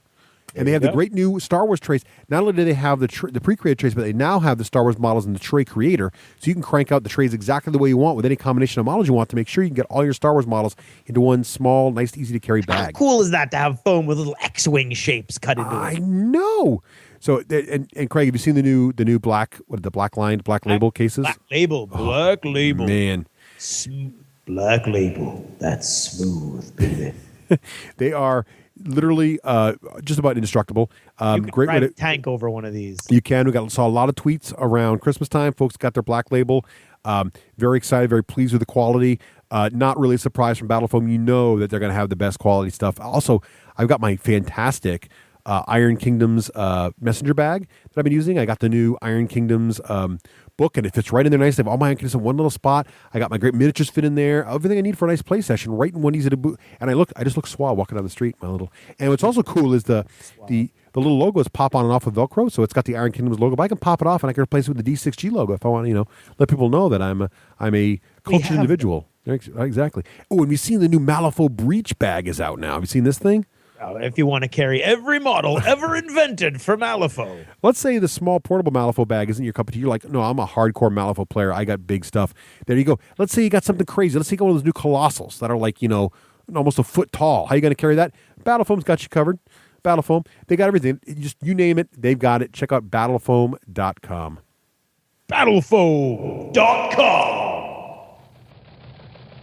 And now, what's in the news? With the shout-out, special thanks to all our D6G supporters who tell their friends about us, listen regularly, have Lost Chapter subscriptions, and participate in our shout-out auctions. 2013 was a fantastic year for the show, and that is all thanks to awesome listeners like you. Thank you so very much. All right, and now, the news. Up first, let's see, Malifaux. New module for Malifaux from our folks at Weird Miniatures. This is very unusual. They have released a Vassal module. For those unfamiliar, Vassal is sort of a generic play online game engine that allows you to play a wide variety of fan-created modules for board games and miniature war games. It's not unusual for miniature war games to have Vassal modules, usually fan-created. What is unusual is to have one actually created, endorsed, and produced with artwork from the game company themselves. So Weird Miniatures has actually produced it. If you head on over to their website, and check their announcement, you'll see it right there, all the details about it. Very impressive. We'd love to see more game companies do this kind of thing, so full on you there, Wood Miniatures, for such a great way to let your fans continue to play the game when they can't get their miniatures to the table. Speaking of miniature war games, the new Dust Warfare SSU book is now available for PDF. So Fantasy Flight Games has produced a lot of their books on PDF mode now, and Dust Warfare library is almost entirely now available on PDF through DriveThruRPG and other sources. So check out the fantasyflightgames.com website for that, or go to the DriveThruRPG to get their stuff on PDF. Another kudos to Fantasy Flight for doing that as well. It's great to be able to get your rule books on an iPad or some other tablet device and get those things to the store, having to carry 20 or 30 of them in your pack. Let's see. Oh, another board game company news. Z-Man Games has got Clash of Cultures to store shelves. We've seen it locally here at Myriad Games, and other stores have it now. Clash of Cultures looks really interesting. It's got Wakeland all peaked. Oh, yeah, baby. World domination. Love it. Easy, Wakeland. This is an interesting looking game. Wakeland likes it because there's an elephant on the front with a big war. There's an elephant on the cover. Now, sadly, there are no elephant components. A little bit down in there, but it does look like a World Conquest sort of 4X Civilization style game. What's really interesting about this game, in addition to some cool plastic bits, including little guys with spears and shields and little merchant type men and a little Viking type boat there, they also have cool cities that are multi-part plastics that assemble as you add components to your city. So you start with a little small city, and then if you add a temple, you get a temple bit and a port bit and a little fortification bit. Looks really cool. The artwork looks great, and the concept of the game looks really interesting as well. So if you're interested in Conquest games, check out Clash of Culture from Z-Man Games on store shelves right now. Let's see. Speaking of new games here, let's check out. Have you heard about Dark Space Corp? And how about their new game called Beyond the Gates of Antares? Well, you see, why are we talking about this particular Kickstarter? Well, because it's been started by none other than Rick Priestley and a bunch of his buddies. Rick Priestley, as many of you may know, is the father of Warhammer 40,000 and Games Workshop in general. He has, of course, left Games Workshop now, and he's starting his own company with the help of Kickstarter, and they're working on their very first game project, which is Gates of Antares, which looks to be a miniature sci-fi army-scale game. Lots of details over there on the Kickstarter page. Just search for Gates of Antares to check it out. Their goal is £300,000. That is their goal to get this started. So this looks like it's not just launching a game, but in fact an entire company. They've already got nearly £50,000 as of this recording, with over 55 days left in the Kickstarter. It just started, so they seem to be off to a great start. So if you're interested in sci-fi miniature wargaming, you definitely want to check that out. And the people involved in this are some of the best of the best. So going to be an interesting one to watch and see how that pans out. Even if you're not going to buy in, it's kind of fun to watch that one. Speaking of exciting news, there's also Catalyst Game Labs, our friends over there, have announced that it is now going to be the year of Shadowrun for 2013. If you are a Shadowrun fan, pretty much this is going to be a good year for you. Let's see, they're talking about spring of 2013. They're going to launch Shadowrun Crossfire, the deck building game, so a deck building game based in the Shadowrun universe. Then in the summer of 2013, Shadowrun 5th edition, the RPG, will come out. So if you're an RPG fan, they got a brand new edition of your favorite game hitting the streets this summer. Then, of course, in fall, they have Sprawl Gangers, which is going to be a tactical miniatures game designed by none other than Ross Watson and Randall Bills, both who have been in the third chair of this very show. Both great guys, great designers.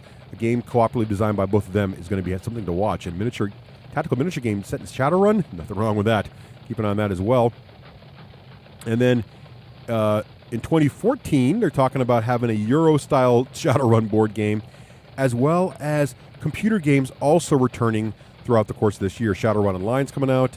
So check out Shadowrun.com for all those details. It looks crazy. If you're a Shadowrun fan, this is going to be your year. They're going to have some flavor of Shadowrun you're going to want to try out. And finally, for things a little closer to home that are already on the street and coming soon, a lot of folks are disappointed that the Millennium Falcon, for the new X-Wing miniatures game that came out this fall, the Falcon and Slave One in the second run didn't make it to store shelves before Christmas due to some shipping issues. They are going to be in stores very, very soon. But to tide you over, if you go to the Fantasy Flight Games website, they've released a lot of great details on the Millennium Falcon's actual rules finally. They revealed the cards. They've revealed that the YT-1300, which of course is the class of vessel the Millennium Falcon is a normal vessel, but there's a special card you add to that thing to turn it into the exact Millennium Falcon, which gives it special abilities.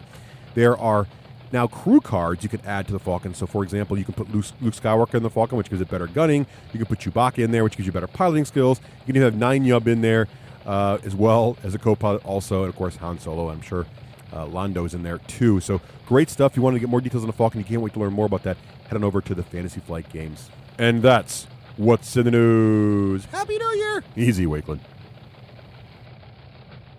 Hey, and welcome. Now it is time to talk about Conquistador Games. Conquistador! Our friends at Conquistador Games are working on some great new titles. I'm really excited, Craig, about the new one. The new hotness here tomorrow. That is a Rust game if ever there was a Rust game. It is. So the world now. This is right on the Kickstarter right now. Go to Kickstarter.com. Type in Tomorrow or Conquistador, either one, and search for it. The Kickstarter is already underway. It's already funded, so it's just a matter now of it's not an if, it's a when. And really, it's a matter of, do you want a piece of this awesome pie? Basically, you're talking about a world game where each of you are a major leader in the world, but the problem is the world is overpopulated. And so you got to start killing people off, basically, is the situation here. So we're going to start figuring out what is the best way, a most effective way to kill people off. Do you want these? I'm looking at some of the cards here now. How about a chemical attack? Maybe some panicked bloodlust. How about a little bit of, maybe you want monoculture? You got to, secure your borders there. A nice, unplanned nuclear catastrophe might help out. All kinds of great options here. It's just a really interesting game, really kind of a fun, crazy theme. It is fun. Who hasn't wanted to cut the population? Cyberspace. Exactly right. Cut off the rest of your friends. Right, exactly. It's just really, it's really, really cool. I'm really anxious to try this out. We've got the prototype, and Craig and I are trying to find a slot here to play this game because it looks fantastic. And if you want to check it out again, you want to make sure you head over there. This is not their first rodeo. This isn't like the first time conquistadors have come invading. These guys have been around. They've gotten 2 successful Kickstarters already under their belt. They did The New Science. They also did Road to Enlightenment, both great games. Very well received, great reviews. You check the Kickstarter. I'll tell you all about those games as well. So be sure you check them out. Check out this great game. And again, if you're interested in controlling the world's population through, some man-made natural disasters, which would not be natural then, of course, head on over to Tomorrow at Kickstarter and check out all the hotness. This is the D6 Dice Demon, and when I'm not tormenting souls in Hades, I'm listening to the D6 Generation. Shouldn't you? The D6 Generation. Dice are our vice. Welcome back, and now it's time for my favorite episode of the year. Mine too. You know why it's my favorite episode of the year? Because this is one of the few episodes where everybody has to help write the bullets. But so every year, for listeners who are perhaps new this year, or maybe just forgotten because it's been forever, it's been about a year actually. Pretty much almost exactly a year. We like to take the opportunity where we can get Raef back on the show again. And this is a good excuse to get you on the show, right, Raef? We get you. It's one of the topics you like to discuss, right? Yeah, I love the predictions episodes. Yeah, so we like to we like to predict what's going on next year, but then also at the end of the year we review the predictions we made a year ago and see how we did. So for this segment now, we're going to review what we did last year, and then next segment a little later in the show we're going to talk about what's coming in 2013. But for now, we've got to look at how we did, how we all fared in 2012, because anybody can make predictions, but gamers make a game out of it. See, so we have rules here for this whole thing. And if I remember correctly, as far as they we firmed it up a little bit. In the first year, the rules were very loosey-goosey, and now I think they're a little firmer. But we'll see how we do here. So the rules are, if I remember correctly, Ray, if you want to describe the rules here. Yeah, but before we do that, I got a quick question. Sure. How many years have we been doing this now? 3 at least. I know the show's around. Yeah, because I was wondering the record. Like, Russ, do you hold the title? Oh, I don't know if we ever kept it. We should make a graph. I don't think we kept the scores. I know Craig's always a scorekeeper. Let's put even more time and effort into this. I love this episode. I do think Russ is ahead. I don't know. We'll see. All right. Yes. We've given each of our predictions on how well we did, on how well we proskenadganated, whatever that word is. What's that word, Craig? Not the one you said. Predicting the future. I like this because we hold ourselves accountable. For each category or thing that we did right, we get 3 points. Mm-hmm. And if we felt that the prediction was particularly tough at the time that we made it, we get +1. Mm-hmm. Uh-huh. And that's kind of how we started. But then we realized that you could sail right through by casting a no vote, a vote of no confidence. So now we get it where if you're incorrect, you get no points. But if you're partially right, to help encourage, to not just say, no opinion, you can get a partial answer, and then you can get a partial points based on the judges' opinions. If we think, that's worth 1 point, or that's worth 2 points, something like that. Yeah, the judges may award partial points if it was a particularly tricky prediction. Yep. No. So the main person makes their prediction. So Raef makes a prediction. And then Craig and Russ can either agree, disagree, or cast a vote of no opinion or a vote of no confidence. If the person who agreed or disagreed is correct with the main predictor, you get +1, right? Did I say that right, Russ? Yes. So if you say I agree and the person was correct, you get +1. Or if you say I disagree and the person was wrong, you also get +1. Right. So basically, if your counter prediction is correct, you get a bonus point. Yes. And if you agreed and or, again, disagreed and the main predictor was wrong, if you agreed and followed along, you also lost -1 at that point. Mm-hmm. And if it was a disagree and you ended up being wrong as the person who disagreed with the main predictor and the main predictor was right, you get -1. Right. And again, if you went straight neutral, no AD&D second, straight neutral, no opinion, no points either way. Right. We added this in 2011. I'll call this the 2011 addendum rule. Okay. Because what was happening was people were just saying, disagreeing with no penalty. Yeah, exactly. Like, because this is because you don't understand, guys. People follow along at home and they play along and score themselves. Mm-hmm. So we want to make sure everybody's playing with the same rules. Actually, Craig, that's not true. I think Yakface has done the rules for us, and it's on DACA. But the thread is ghosted out. If you're not the three of us, you don't know how to access the thread. The International Independent Rules for Predictions. One of those three doesn't know either, anyway. That's going to be a prediction for next year. Yakface will, in fact, release the International Independent Rules for Prediction Making. Yes. So there we go. So, Craig, will you be so kind as to keep track of the score as we go along here? I sure will. Okay, good. So, and each of us, we did 7 rounds, and each of us, with the exception of Craig, who got really bold in the final round, each of us predicted, we wrote these down, and we tried to be as concrete as we could, as measurable. One of the other rules that's right. we had was had to be measurable. Now, we got much better this year, but I think there's still a couple fuzzy ones. Well, and I'm a culprit also, I'm not going to lie. So we'll see how we do here. So up first, Raef, what was your prediction? First prediction for 2012. What was your very first prediction? My very first prediction was that Power Grid, the board game, would have an expansion in 2012. Were you right? Okay, we can go right there. Yes. Yes. I was correct. You were right. With the Quebec/Baden maps. Right.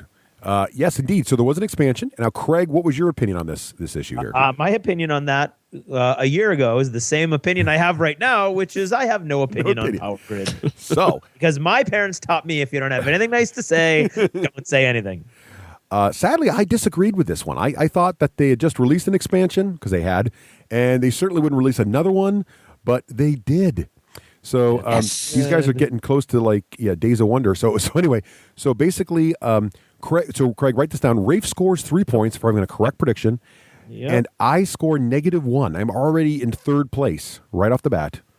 Now I need to go out and get the expansion. You do. Do you have any expansions for Power Grid, Raef?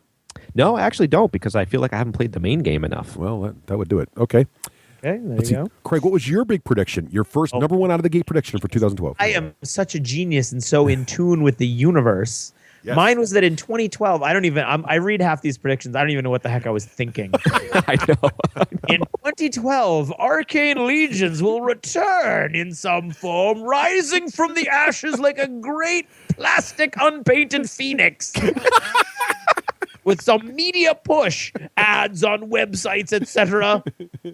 I don't understand why neither of you guys agreed with me. Russ and I are like, what are you smoking? Raef and I quickly disagreed with this, like not even thinking.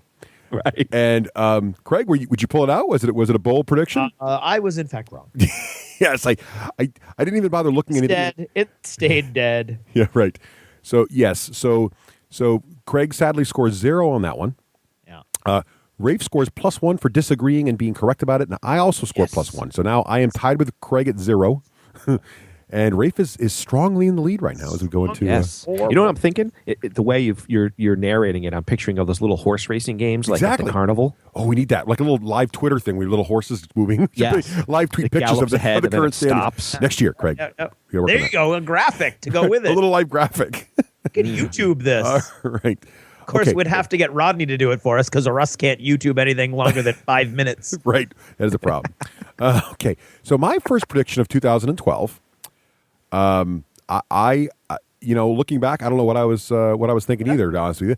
My prediction was that Star Wars: The Old Republic, or SWOTOR to us fanatics at the time, will triple in size to 3 million subscribers by the end of the year.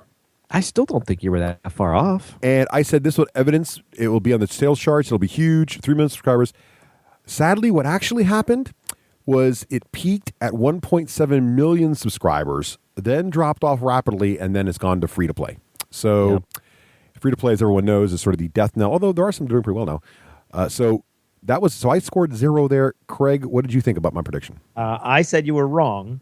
Nice.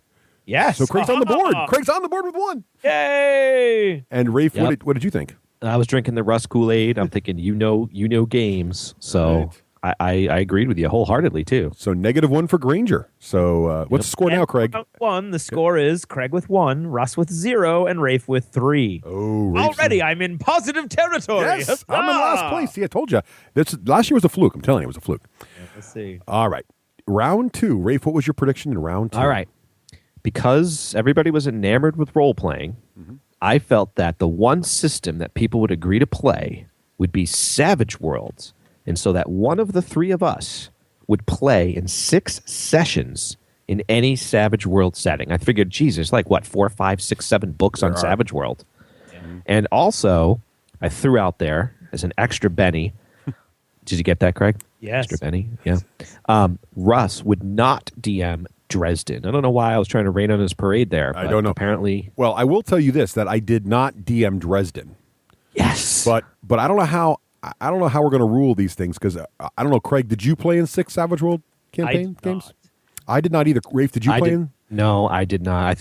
I think Craig played in the most Savage World sessions out of all 3 of us, but there wasn't 6, huh, Craig? Not even close. No. So Did you get up to 4? I don't even think we got that high. No, I think we probably got to 3 or 2. Well, I was only in 2, but I think I was only in 2. yeah. I think I did. I might have done 3. Okay. But Dang it. I did set up. I have started working on the Iron Kingdoms RPG. I've got characters created for my campaign and everything, and I got the setting all set. So I'm excited about that. But sadly, not Dresden. Sadly. So Yeah. So let's see what happened here. Craig, what did you think of this prediction?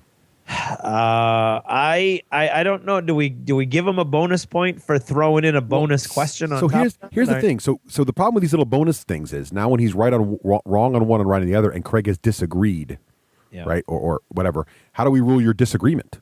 I don't think that I don't think you or I disagreed on the Dresden thing. Yeah, we were disagreeing on the primary statement, which is there'll be 6 Savage World games. Right. So I think that the primary statement is false, and Correct. Craig and I both disagreed with it. But do we throw Rafe a bonus 1 point for the Dresden thing? Can you do that? You know what? I would be more inclined to throw him that 1 point if he wasn't already so far in the lead. Good. So I agree with you. That's not fair. Strictly by the rules, then Rafe scores 0, and Craig and I each score 1 for being correct about disagreeing. There you go. Welcome to democracy. Right. All right, but just remember that as we go through. Right. Yes, this will Trust come me, back. I'm going to be more brutal on myself. This will come back to bite us. All right. Let's see. So wait a minute. Did you guys each get a point? Yes, Yep. because we disagreed with you. Yeah, and, yeah, and we we already disagreed we with ruled the you as main wrong. statement, yep. All right. Yeah. Okay, so for some reason I went second in round 2. So here we go. Here's my prediction. The leaked, now at the time, in around January or February of last year, there was a huge blog post on several websites, Bella Blah Souls, DACA, everywhere, that the 40K 6th edition rulebook had been leaked, and all the rules were out there, and everybody was reading them and looking at them and analyzing them, and it was leaked on January 10th. I predicted that those leaked rules, well, because we recorded this right in the second or third week in January, those leaked rules will turn out to have been accurate, and much of what was listed in there will come to pass. So the new evasion, Overwatch, defensive fire, defensive assault, all that will be in there. And I will be tempted to play at least 1, possibly 2 games. And you guys both gave me a +1 for difficulty. Did you yourself say you were tempted, or did I say you'd be tempted? I'm just wondering. I think I said I think I probably Okay. said myself. All right. Okay. So you guys give me a +1 when we talked about this for difficulty because of the addition of the 2 games and the specificity of the fact that this particular rule set would be in fact very close to the actual rules. Yep. So I don't know. I think the vehicle hull points and all that stuff, that was all rumored. I think it did come. I think I'm pretty close in this one. I think the real rules were very close to what was released back in January. Yeah, to the I point where I agree. think the January 10th rules were actually an oops release. Someone There's got the no hold of it. evasion stat. Yeah, that's true. But Overwatch defensive fires in there. The vehicle stat things, the vehicle hull points are in there. Assault. Well, you can shoot when they attack you. I think he means defensive fire. Well, you could shoot when they attack you, and also means that when they assault you, you move your guys back in at the same time, which I think I'll happens. give it to you. You know what? I'll give it to you, but because of the evasion stat, I don't think you get the +1. Okay, so I lose the bonus, so I get 3 instead of 4. Ooh, I like that Okay. ruling. That as well, That's fair. and that wasn't true. So, but I think for the most part, yes. Okay, and what were your guys' opinions on my prediction? I think we both agreed, didn't we? Both agree. There you yes. go. Seemed It like was a you leak. veritable. I don't know. Whatever that means. So I guess it wasn't a tough prediction if you both agreed with me. So So I score what, 3, and you guys each score 1. Yeah, Yep. that was the thing I didn't understand a year ago, is that we both agreed that it was so difficult you get an extra point, but we both agreed with you. Right. Right. That Right. is interesting. Yeah. Hey, Well, what I'm recognizing is, Craig, is that it's all about picking a good prediction that you think you're going to win and then making it bold. Right. Because the person who agrees only gets 1 point. That's right. It's not like they get 2 points for the difficulty. correct. Yes. right. Yeah. There's a lot of metagaming here. This is a very Yeah. sophisticated game. All right. So, Yeah. Craig, what was your second round prediction? Mine on the heels of Russ's great dramatic 40K prediction, I predicted that it would be a major departure. There would be a change to the standard rules engine of 40K, and there will be local interest, but no league will finish before the end of the year. I'm going to say I failed Okay. because it wasn't a major departure. I don't think there wasn't a major change to the actual rules engine that drives 40K. I don't think that a league didn't finish. My Okay. little mini campaign did, but a league didn't finish. And so. did you kind of drag people kicking and screaming to the end of that league too? That campaign? No, that was the fantasy. Oh, the league. fantasy one. Yes. Fantasy league was me like begging and pleading people All to right. play me. So I don't know. I agree with Craig. I don't think the engine's different enough. You don't? It no. sure feels like a different game. No, there's though. more layers on top of the same engine. Oh, Engine's the more same. layer. Okay, that'll agree with. Yeah. Okay, more layers on top of the. Yeah. See, to me, that's a change to the standard engine. Well, but I mean, like you But still he roll voted this. me down, so I'm good Yeah. with you guys. So sadly, though, I think I agreed with Craig on this prediction. Interestingly, you both did. So So, did this Raef. was actually a Trojan horse, my friends. It was because see, Craig scores 0. This is another tactic. So Craig scores 0, but Rafe and I each score -1. Yes. So another trick is to make a prediction everybody thinks is true, but you know is going to be wrong, and then you'll actually remove their points and you'll not you lose have any. to do is convince two relatively Right. intelligent people that you're not trying to snow The them. metagame here is fantastic. Yeah, Okay. I love the minigame. Yep. So Craig, at the end of round 2, how are we doing? What the End of round 2, it's a very close game indeed. With Craig with 3, Russ with 3, and Rafe with 3. Ooh, that Wow. shows you. That shows you either how, with a possible 3 points per round, we could have had 6 each. How good we actually are at this. It's true. Now, you could have 50%. 6. You could have more than 6. You'd have 5. Yes, 50% accuracy. We are slightly worse than a weatherman. Not even that, because the max points you could have right now is 10. We're about the same as a weatherman, and they use science. So there you go. Okay, round 3. Now I went first in round 3 for some reason. So here we go. All right, this is my prediction. I got kind of I look a little crazy here. Yeah. Video content network / cable monopoly will start to crumble, i.e. good quality shows will show up on non-standard venues like Hulu, Netflix, YouTube, whatever. And the measure for this will be there will be at least one breakout hit, quote unquote, like Sopranos or Dexter or Game of Thrones, show by the end of 2012, distributed exclusively by Hulu or Netflix or Zunes or some online thing. And I was thinking at that time, like the reboot of Arrested Development, which hasn't come out yet, or the Lilyhammer series, which did come out back in February to mild success, but I don't think it was huge. Right. But I'd like to lobby that I think I might be arguably correct on this. Knowing it's gonna cost me a point, I'm gonna say I think you're incorrect. I think you're incorrect. Here's your rubric to use teacher speak for a moment. Yes. Your rubric for success was a breakout hit. Parentheses like Sopranos, Dexter, or Game of Thrones. Yes, well, yes. Both of your examples have not even remotely reached that level. But it came in a different way that I couldn't predict. But it was excessive. It was exceptional. There were two arguably good things, but then there was one thing that was so world-shatteringly amazing that literally changed the scope of popular culture during the course of this year. That was no, it was a meme in popular culture. It didn't change the scope. Oh, of it. I will submit these. First of all, I would say the two best sci-fi shows released this year were Forward Unto Dawn and Blood and Chrome. Right. Both I've were. never heard of them, which doesn't mean anything. Craig, have you heard of them? I have heard of them because Russ has been talking Yes, about them. they are. Well, All right, that doesn't count. No, it didn't make it out. But I would argue that Gangnam Style is a huge example of this medium working, though, because to understand how that video worked, this is not a guy who this song wasn't on the radio, it wasn't on videos, nobody knew about it. He put it on YouTube. So that's how Bieber got found out too. Same. I know. So he's not. How Bieber got It's now the most popular video ever viewed on. Talent has an entire episode dedicated to YouTube people. Right, and he's made exactly. So there you go. There's another example. And he's made over $8 million just in the video. So, and it's played on radio and at weddings now. Everybody's dancing this stupid song. So I It's think not a TV show, though, all right. which doesn't crash the network cable monopoly. All right. Well, It is. You're right. It does crash MTV because no one's watching MTV for YouTube. Well, it does destroy music videos on but MTV. it moved on. I mean, it wasn't a huge success until it moved onto the mainstream media format. When it went to all of the morning shows and all the MTV and everything. Yeah, that's just the regular people catching up with us geeks, I think. Yeah, I think it's But I think it's regular people catching up what with Russ kids. is talking about here is the regular people have to catch on to these things or it doesn't count. Well, I think under 25, anybody under 25 watches stuff first on YouTube. Like they don't watch. well, then- the 40-somethings see it on Ellen and go, "What's that?" Right, thing? but we're the talking about 20-somethings. the demise of the network cable monopoly, which is all the regular people. It's coming. So it'd be like if Walking Dead was only on Hulu. Well, Blood and Chrome's only on, but it's coming out. But yeah, Blood and Chrome's awesome. I can't believe you guys haven't watched it. Chrome was first on Sci-Fi, and they didn't like the results, so it didn't. No, did they ever air it on Sci-Fi? I don't think they did. They're going to air it in February, but it was first available on Hulu. Right. Anyway, It's or first YouTube or available something. on, I vote incorrect, sir. All right. Vote So, the incorrect. what did you guys think of my prediction when Well, I I just think everything you say is correct because I'm such a huge Russ fanboy, so I lose a point on that one. There we go. Craig And, was. Rafe disagrees with but Brayden. I knows ahead. You should hear what he says about you when you're not around. I know. So Rafe gains a point, and And- Russ stays neutral. And Craig loses a point, sadly. I already talked about losing a point. Just reminding you. Okay. Rafe, what was your prediction? I think if you fail in the next iteration, if you fail your prediction, you lose 3 points. No, it's tough enough making these So it's predictions. just 0. All No, I right. think it's fine. My next prediction was Yeah. that Privateer Press would announce something big near Gen Con.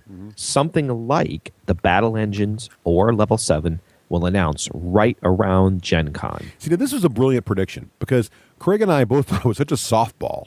Yeah, we Softball. totally did. How could we not agree with this? And see, this Right. is what's brilliant about this, Rafe, because you made this prediction. They didn't announce anything, did they? What was announced near Gen Con? I mean, No. Colossals and War Room and everything was way beginning of the year. That was all Yeah, I was back thinking Colossals, but that was Temple well Con. before, They right? did everything at Temple Con this year. Way ahead of Gen Con. So, like, nothing came out. And then, you know what also happens now, though, is when they do their lock and load event in early summer, they also announce stuff. But even so, there wasn't any, besides Colossals and War Room, which both were announced at Temple Con in February, I don't know of any huge, giant private press announcement this year, besides Nope. just new models in general coming out. So, I don't know, Craig, what do you think? I think this is wrong. I do think it's wrong. And sadly, we both agreed with Rafe. So Rafe scores Yes. 0, but Craig and I each get a -1. Yes, indeed. Oh, Nose ahead again. Played, Rafe. You Not- pulled a Craig. not my year. Thank you. All right. So, Craig, what did you predict for round 3 here? For round 3, I said D&D Next will not be enough to stop the Pathfinder juggernaut, and they are doing too much. They're trying to do too much. They're trying to be all things to all people. They're going to get a lukewarm local reception, and that would have to be based on previews, I think, because it didn't actually come out in 2013, Or 2012 even? 2012. Right. So, I don't know how do we quantify this? Because, I would say I failed. because was it implied that was going to come out this year? Is that what that Well, was? no, I mean, some of our friends were going to go to the D&D Next. Yeah, right. Some At people the are excited Gen about Con thing, was anybody really talking about the D&D Next thing? Oh, yeah. There was the keynote address was D&D Next. Like that. Oh, that's right. That keynote They thing. went and they thought it was awesome. Yeah, they did. And actually, a lot of the guys stood in line for PAX to get in and play the early play in the beginning of the year. Yeah, I think, so I think there's buzz, but it hasn't come out. So, I don't know. right, but I think that's why it says based on preview. Yeah, so I'm guessing you're wrong then.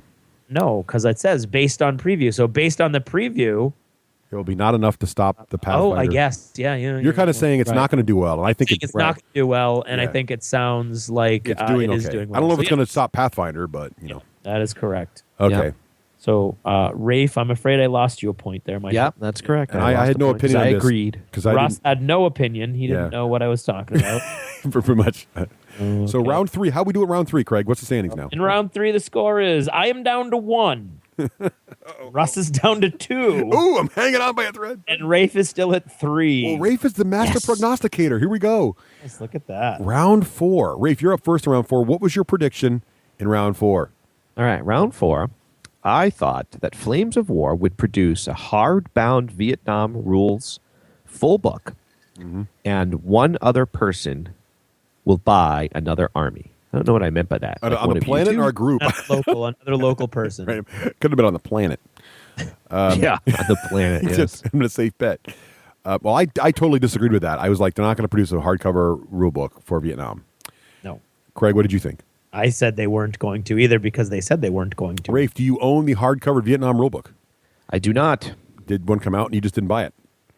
No. Sadly, then you are wrong. Yep. And you score 0, but Craig and I both score a point. Yay! Hey, we do got to think- climb back up. I do think another person bought an army, but it's kind of moot. Yeah. I think you were thinking it was going to go mainstream. I don't think it really went mainstream there. Okay, Craig. Alrighty. I said Chapter House Miniatures will generalize their products, but will still be producing. Yeah. Nothing will be named with GWIP, I said. I don't think that's true. Well, I don't think it looks like GWIP, but they haven't named it with GWIP. But yeah, I think your implication here was Chapter House would not go, and I think it was a bold prediction. Chapter House will not be like taken out by GW this year. I did think that was a bold prediction. And I said no opinion. And Rafe, what did you think of this prediction? I agreed with Craig. And since you can still go to chapterhousestudios.com and see all kinds of interesting stuff that looks an awful lot like GWIP, but not named that way, I think, Craig, you are correct. No, I mean, they have stuff that's actually called Dark Eldar compatible bits. Yeah, but it's not like they're not like producing like Dark Eldar with Whip. Oh no, it's called an Arch Torturous. See, I think you're right. I think you're right on. Yeah. Okay. Yep. I think Craig I'm going to give nailed this it. to you, especially with the difficulty. We didn't give you bonus points for difficulty, but I think Space Marine compatible bits. I think you should get this. So, Craig, you should score 3 here. And sadly, They're called, yeah, you score 3 here, Craig. Okay. And okay. Rafe, you score 1. You score 1. Yet. What's the score now? Well, not yet. We are at the end of the round. So the last person on round end of the 4 round, here okay. is me, and I predicted. Now, at the time, I think the reason I went here, Political. this was very politically challenging. It turned out to be very good in the end. But here's what I said. I said that Fantasy Flight Games will win the Merchant of Venus battle. So back at this time, this is right after December, when right after Spiel, Stronghold Games announced that, hey, we're going to be producing Merchant of Venus. And then Fantasy Flight said, hold on, dudes, we've been working on this for like 2 years in secret, and we've got it done. And there was a legal battle about it. And I said that Merchant of Venus would indeed, Fantasy Flight would predict it, and it would come out this year, and Stronghold would not do it.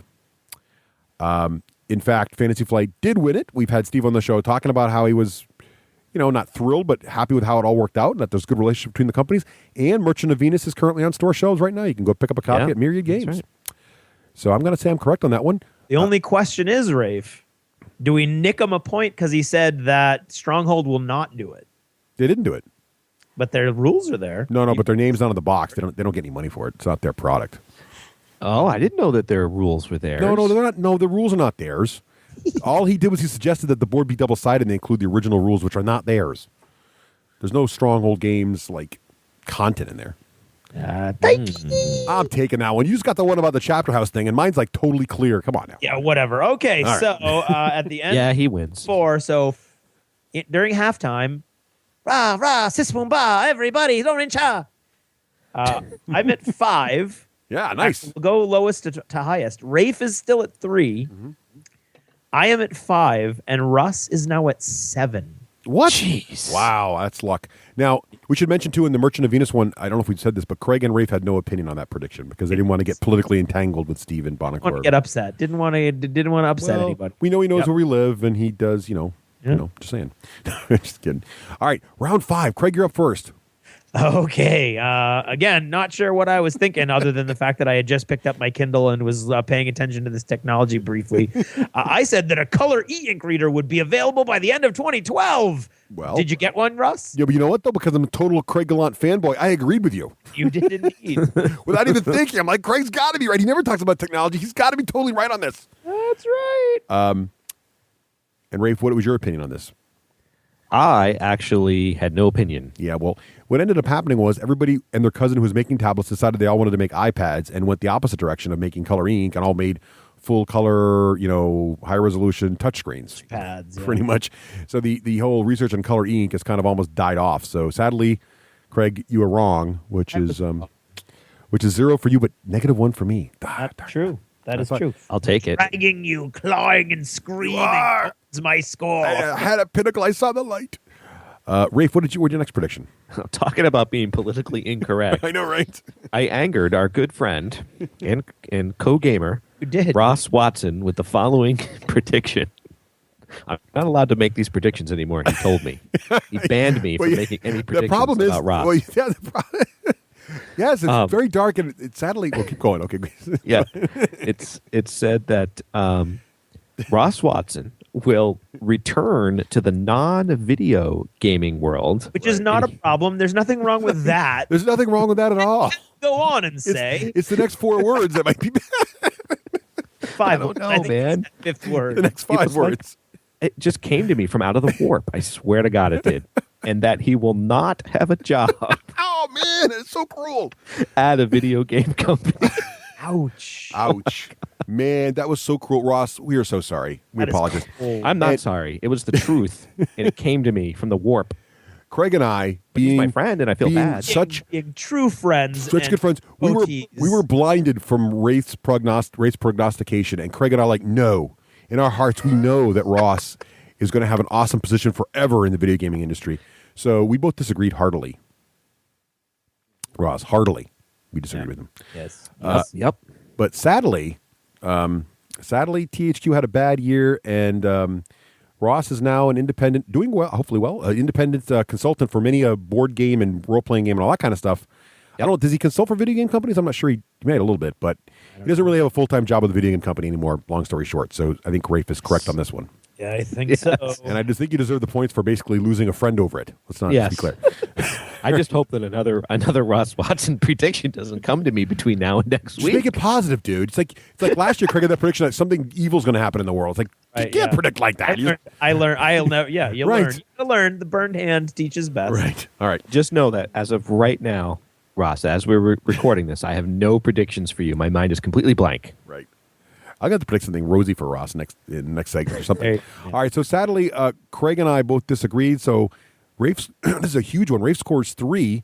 Yes. Craig and I each score -1. That could be a game changer right there. That would be yes, indeed. But it don't does. tell yet. Don't tell yet. We have to the end of the round. So in the last one in round 5 here was me talking about D&D Next.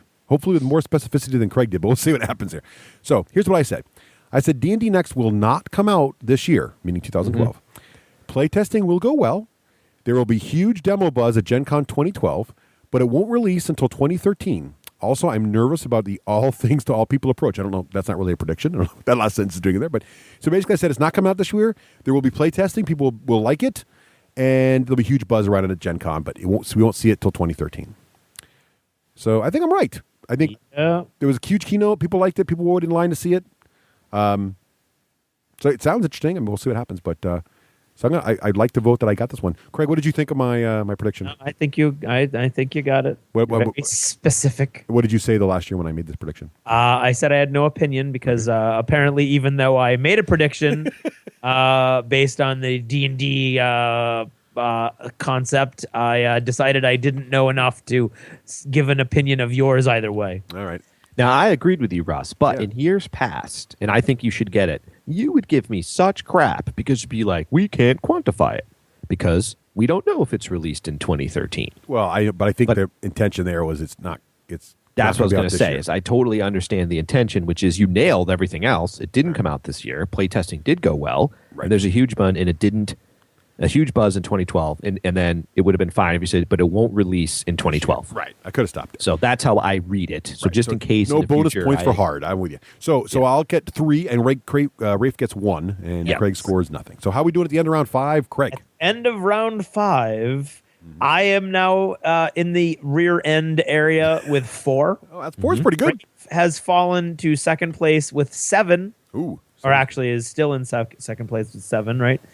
And Russ is now still in first place with 9. Whoa, that's not right. I won't hold that though. Something's gonna happen here. All right, Only 3 rounds left. 6 and 7, 2 rounds left. Here we go. Round 6. Oh, there's a round 8, isn't there? Is there? I don't think so. No, you just in round 7 you had like 20 predictions. Whatever. Let's talk about that when we get there. I don't know what happened there. I have to All deal right. with it twice. All right, round 6. Here we go. Raef, what was your first prediction in round 6? All right, I predicted that Russ will play an MMO Yeah. to level cap Yeah. I don't know what I mean by the rest. Do you? I say MMO is okay by Russonian reasons, like watching TV. What? No, but it sounds like you, so I'm going to say you said it. Does sound like me. I don't know what I meant. And here's the thing. This is another brilliant Granger prediction here, because not only is it totally wrong, but both Craig and I agreed with him. So Well, it's yes, he so it's- capitalized on your fanboyness because he you were so did. He wrapped up totally in manipulated me. I was totally played here. I was totally Star Wars played. MMORPG. Not gonna lie, I was like in Star Wars mode. I'm going to play this game to the end. Now, I did play it pretty far, farthest MMO I've ever gone, but I made it to like level 35, which is high for me, but not to 50, which is the level cap. So I failed to get the level cap, which means Rafe is incorrect, which he scores 0, but Craig and I agreed with him, so we'd score -1. Yes. Nice job, Rafe, on that maneuver. Now, what caused you to bow out? Even though the story's awesome, and it just, you know what it is? There's so much time you have to do, even in this MMO that's story driven. There's so much basically grinding you have to do to get to the next bit of story. It Yep. just gets boring after a while. Yeah. And it has more story than any other MMO. It's just like, oh really? Here we go. And you get to another area. It's like, oh, here's all the new quests I got to solve. It's just, I don't know. I just wondered. Yeah, I'm not that. It's not. I didn't know if Mass Effect 3 popped along or something. Well, I'm sure. Yeah, well, I'm sure there was some of that too. But see, that's instant gratification because Mass Effect's like story. You know. Yes. Anyway, so maybe it's my low attention span, ADD or something. Okay. Now, I had a prediction also here in this round. I said that level 7. I'm talking about level 7 again. I think someone else, was it me that talked? Oh, anyway, level 7. I said it will release this summer, as announced, and it will make a big splash with our local group. And Craig will be drawn in and excited to try it. This is a bold prediction. That was bold. It was bold, and I think I'm wrong on this. I agree. Even though I was correct about it coming out this summer, here's where I'm going to agree with Rafe earlier. I think if you start tacking things onto your prediction, you got to own up for them. So like we made Rafe wrong, even though he had a partial right one or other. I'm going to say I'm wrong on this, even though I said it will come out this summer, because I added in, it'll make a big splash, which it did not in our local group. He's trying to sound noble, Craig, but it's just because he's trying to drag us down by a point. Right, So exactly. I scored 0. Now, Well, exactly. Listen to the righteousness of his tone. I will take this hit, which actually won't hit you two, and I will declare No. myself wrong. and I remember when you both agreed with me last year, I said, don't agree with me, guys. I'm wrong on this. Just know. You know, don't go on a limb for me here. Don't Oh, I remember that as well. Yes, you are so noble. go to the tape. Let's go to the tape. So both of you did agree with me on that, though. So sadly, Yes, we did. I so- scored 0, and you each scored -1. In fact, I had a ticket to the demo and didn't Yes. go. You know what? Now, I have to say, and Yeah. I'm biased, and this also actually has to do with another prediction later down, but I think for whatever reason, this might be a sleeper hit. I mean, the game I got to play about halfway through twice at Gen Con. It's pretty fun. I'll tell you my problem with the game. I like the mechanics. I like the theme. I like the story around it. I am extremely disappointed with the components.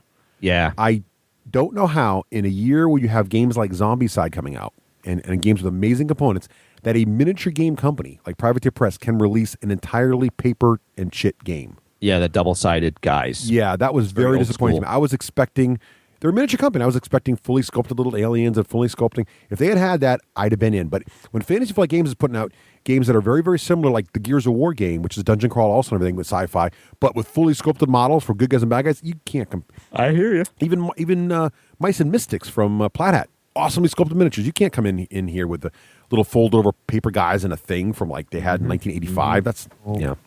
Sorry, Privateer. I'm a huge fanboy, but fail. Sorry. All right. Moving right along. Craig, what was your next? Speaking of fanboys, Yes.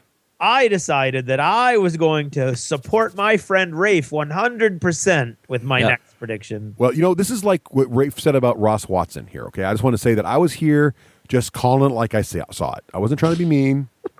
So go ahead, Craig. What was your prediction? Well, my prediction was that Rafe's GPS podcast, if that's what it was called, I don't remember. Yeah, that's it. Yep. That's what it was called. The HD GPS. Yeah. We'll record at least 8 episodes, and at least one guest will be new and fresh, never heard from before. Rafe agreed. Russ, you, as you just noted, disagreed. I had to disagree. He was like, that's not going to Just happen. based on production rate. I could tell even then that it was looking a little Well, I mean, long seriously, shot-ish. all he had to do was like 3 or 4 more, and I would No, have been 2 more. Just 2 more. And Craig, one of them is so you- literally in the can. Yeah, but I just I think haven't uploaded it. But I think when you said this, you'd already come up with the idea of the Jimmy Django journals, and I said the Jimmy Django journals can't count. No, I As did come up GPS. with Jimmy Django journals, but I did not envision them as being part of the show. Right. And so those 6 episodes you've done, 2 of them are Jimmy Django journals. So if you actually remove those 2, then it's actually only 4 episodes. And I'm not picking on him, just saying. Dang, I think you only had 3 or 4 when I was done when I did this. So you only did 4 or 5 all over the course of an entire year for me to get that point. But That's right. That's So right. yeah, we're not. fortunately, that didn't happen. So I should have disagreed. No point. that would have been kind of funny. Yes. Craig, I appreciate the support, dude, but I got to go against you here on this. Yeah, exactly. Well, So- this part of goes into something later on. So I have the Matt Wilson interview. I got to interview him at Gen Con. Yeah. It's a pretty interesting interview. We talk about film. We talk You know about what? Level 7. I would love to listen to that interview. Well, it's in the can, and it's been in the can, since Gen Con. 3 months. And Stino, the editor for the Nerd Herders podcast, was nice enough to edit it and boost the sound quality and everything. Russ, all I have to do is do a little bumper, do a little intro, Right? throw right? the freaking thing up on the internet. I know. It sounds But easy, doesn't it? somehow, I know. it has become like dragging an anchor from my closet to plug in my iPodding equipment. I cannot understand it. I don't know what it is. I do know what it is because I don't have you two anymore. I don't have any partners. So when it's just me by myself, I go, nah, I'll do that next week. Meh, I'll do that next week. Meh, I'll do that next week. Time flies. And then, what's the other thing that's bumming me out? And then for reasons what's also sort of helped, this is not an excuse. I totally didn't do it and wasn't going to do it, I guess, is Jimmy Django went mysteriously offline.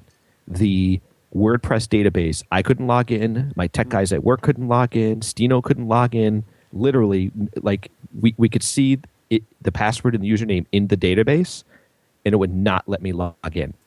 So I'm like, now I can't even blog about my failure of the show.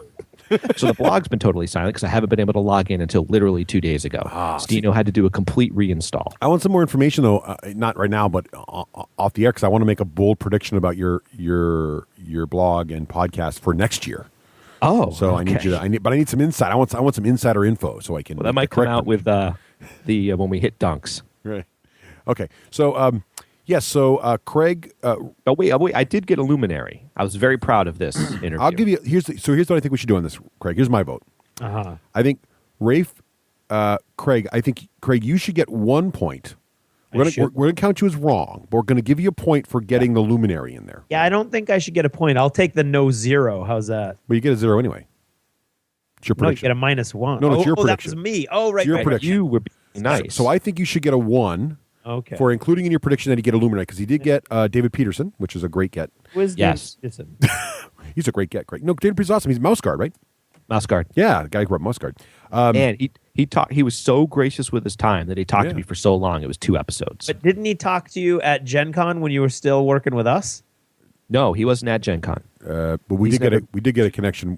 There was some involvement with Total Fangirl and the D6G in getting David Peterson. No, that was in getting. She was the person that talked to. I'm drawing a blank on his name. He's the basically the the media guy for Mouse Guard for Archaea, and she got the box set. Right. But there's a connection here. I met him when I got interested in doing the documentaries. His name is Michael Venn, and he produced a documentary, and he is childhood friends with David Peterson. Okay. All right. So we were actually playing a Mouse Guard one night at my work, and Michael Venn came by to drop something off, a book on documentaries, and he's like, "Oh my God!" He's like, "I know that game." He sees the box. right.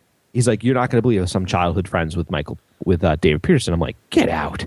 And so that's how I scored the interview. And then David was really nice. He flew into town to visit Michael, 4 weeks ago, and the 3 of us went out. And we all had coffee and stayed up till midnight talking about comics and games and stuff. It was awesome. That's cool. Sadly, though, you still get -1. I know. So Rafe gets a -1 for agreeing with you, Craig. I'll get a +1 for agreeing with you, but Craig, we will give you a +1 also. Hey, you instead guys of a are 0. awesome, man. So that's 1 -1 on that. One. The effect that had on the score. So what's the score now at the end of round 6, Craig? Okay, the score at the end of round 6 is I am still in the rear, but now instead of with 4 points, I now have 3 points. Oops. Rafe is now is still in second place, but instead of 7 points, he now has 5 points. Yeah. Russ is still in the lead with 9 points. Man, that's going to be impossible. We can't It's a catch fluke. him. No, you could, because I could get lots of negatives here. We're going into the final round. It's not going to happen. And Craig had so many predictions in here, I could get -6, I think. I'm not sure it's going to happen. So here we go. Round 7, the final round for all the marbles. Anything can happen. Here we go. Rafe, what was your first prediction? Oh gosh, I don't think I could have been more wrong. SWTOR, or Star Wars: The Old Republic, the MMO, will not go free to play in 2012, and it'll never go free to play. Which is ironic considering you picked on me for saying it would come out in 2013, and here you are predicting something would never ever happen. But Right. this one's easy to quantify, however, because why? It's free to play. It went free to play about 2 months ago, right? Yeah. So yes. So sadly, what's even worse though, it was another brilliant prediction. Because Craig and I were like, that sounds right. They've said they're not going to do free to play. I blame Russ's excitement over this stupid game for almost every lost point in this thing. So Craig following me along. See, next year, Craig, you should just vote opposite whatever I do, and you'll do fine. Just wait. So just wait. All right, it's only a segment away, people. Stay tuned. That's what they call a teaser. Okay, so Craig, you did what with this prediction? I agreed wholeheartedly. And me too, because I was a total Star Wars Old Republic fanboy at this point in my life. I still am. I still like the game. But anyway, so sadly, as Raef already pointed out, he was wrong. So Raef scores 0, but he bombs both Craig and I for -1 each. Yeah. All right, now Craig, can you? think we should, Russ is right. to There Russ might be a next. chance. I think we should go to Russ next. We'll go to me next because Craig had the most interesting prediction ever in this next prediction. So we'll save it for last because it's clearly inspiring. Okay, here we go. Here's my next prediction. I always like to bring a console prediction in, so this is my console prediction. I predicted that the Wii U will be a flop. I predicted that no new consoles will be announced this year from Microsoft or Sony. Not portable gaming, just consoles. And I said to validate this, the sales for the Wii U will be reported less than expected, and by year end, the Xbox will still be will still be the number one selling console month to month in the US. So submitted for your approval here. I think I'm right on this. Yeah. Well, I was anecdotal. I mean, Nintendo's saying we're comfortable with what we're doing with the Wii U, but if you look at all the analysts, they're like, what the hell? No one cares about it. I don't know anybody who wants it. Actually, 2 episodes ago, I actually said something like, I actually literally insulted the Wii U on the air, said, what if someone made a console and no one cared? I got exactly 0 hate mail. 0. Uh-huh. Whenever I've insulted the Wii before, I've get hate mail. I've gotten 0 hate mail for insulting the Wii U. And actually, Nicole got a free, I think I mentioned this before too, she got a free Wii U game to review. We don't have a Wii U. I emailed our entire mailing list of 80 gamers. Exactly 1 said he was getting it. Yeah. So I would like to submit that the Wii U is in fact not doing well. I agree with you. I don't know the no email thing, but I get it. You're trying to quantify it, but you're pretty up on the numbers. And so I just trust your research. Like if you were like, I don't know, guys, the Wii U sold 1 million units and the DS sold 900,000, you would tell us. So if it didn't come up in your metrics somewhere, then it's not selling. And Xbox is still number one month to month. Well, I like it too because it's pretty bold because Microsoft nor Sony has announced any other advanced consoles. Right. So then the rumor is they'll do it next year. So next year I would predict they will announce new consoles, but not this year. Okay. So what did you guys think of my prediction when I made it? We both followed you like sheep. And wisely so, apparently. Yes. So everybody, I score 3, and each of you score 1 there. So that was exciting. But now Craig went for all the marbles, double Now, it. to explain, What was your thinking here, Craig? clearly my thinking was instead of a one question that was going to give me either 0 or 3 points, I have 3 predictions here, each of which was worth 1 point. But Only confusion is what you guys get for agreeing or disagreeing. And what I think you should get is 0.3, and then it rounds up. No, I say we take full look. If we went in here 3 times disagreeing or agreeing with you, I think we should get either plus or. Well, the only problem with that is that we can score more than you can get for agreeing with you. So I don't know. 0.3 sounds good. What do you think, Raef?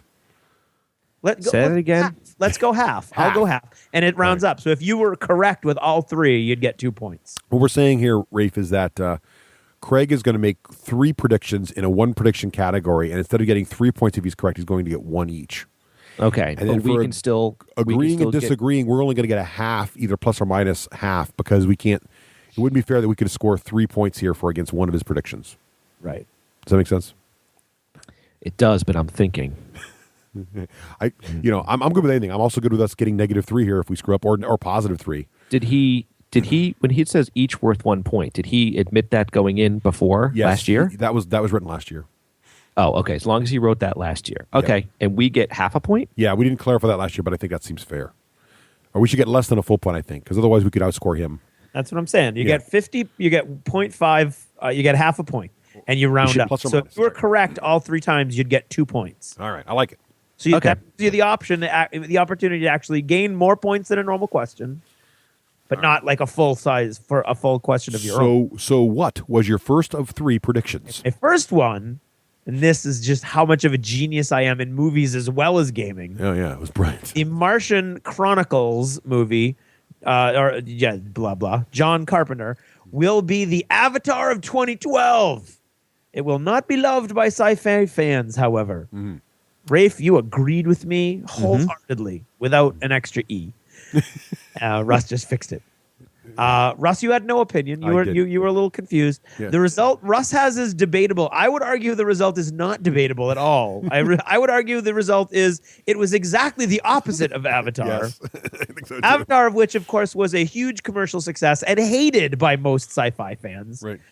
John Carpenter, I think, was a hume. I mean, we can all agree it was actually it almost completely derailed the entire movie arm of Disney. Yes, it was a bad financial decision. Actually, but most sci-fi fans really enjoyed Yeah, it. I was just talking about some friends at work, and all of the sci-fi guys there actually like John Carpenter. Yeah. It was that bad, huh? No, it was good. It was No, I badly mean marketed. failure. Yeah, but no one saw it. Money-wise. Yeah, no one saw it. Huge failure. It was very It's not expensive. even like they can recoup their losses from cult hit from DVD sales or maybe, something. but not. They don't. Yeah, it was so expensive though that you don't make the kind of money on DVD sales. So, Oh, It was huge. that's too bad. so I haven't sadly, seen it, so I don't know. so that means that That's zero Craig gets for me. 0, and Rafe scores Rafe negative a said half, nothing, and Rafe gets -1/2. minus a half. Okay, Which, to be clear, means minus nothing right now because it rounds up.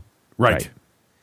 Okay, my next, again, keeping with my amazing ability to see into the future, Oh yes. I said Hunger Games, the film, will not be faithful enough to satisfy adult fans, and they'll inject too much romance into it.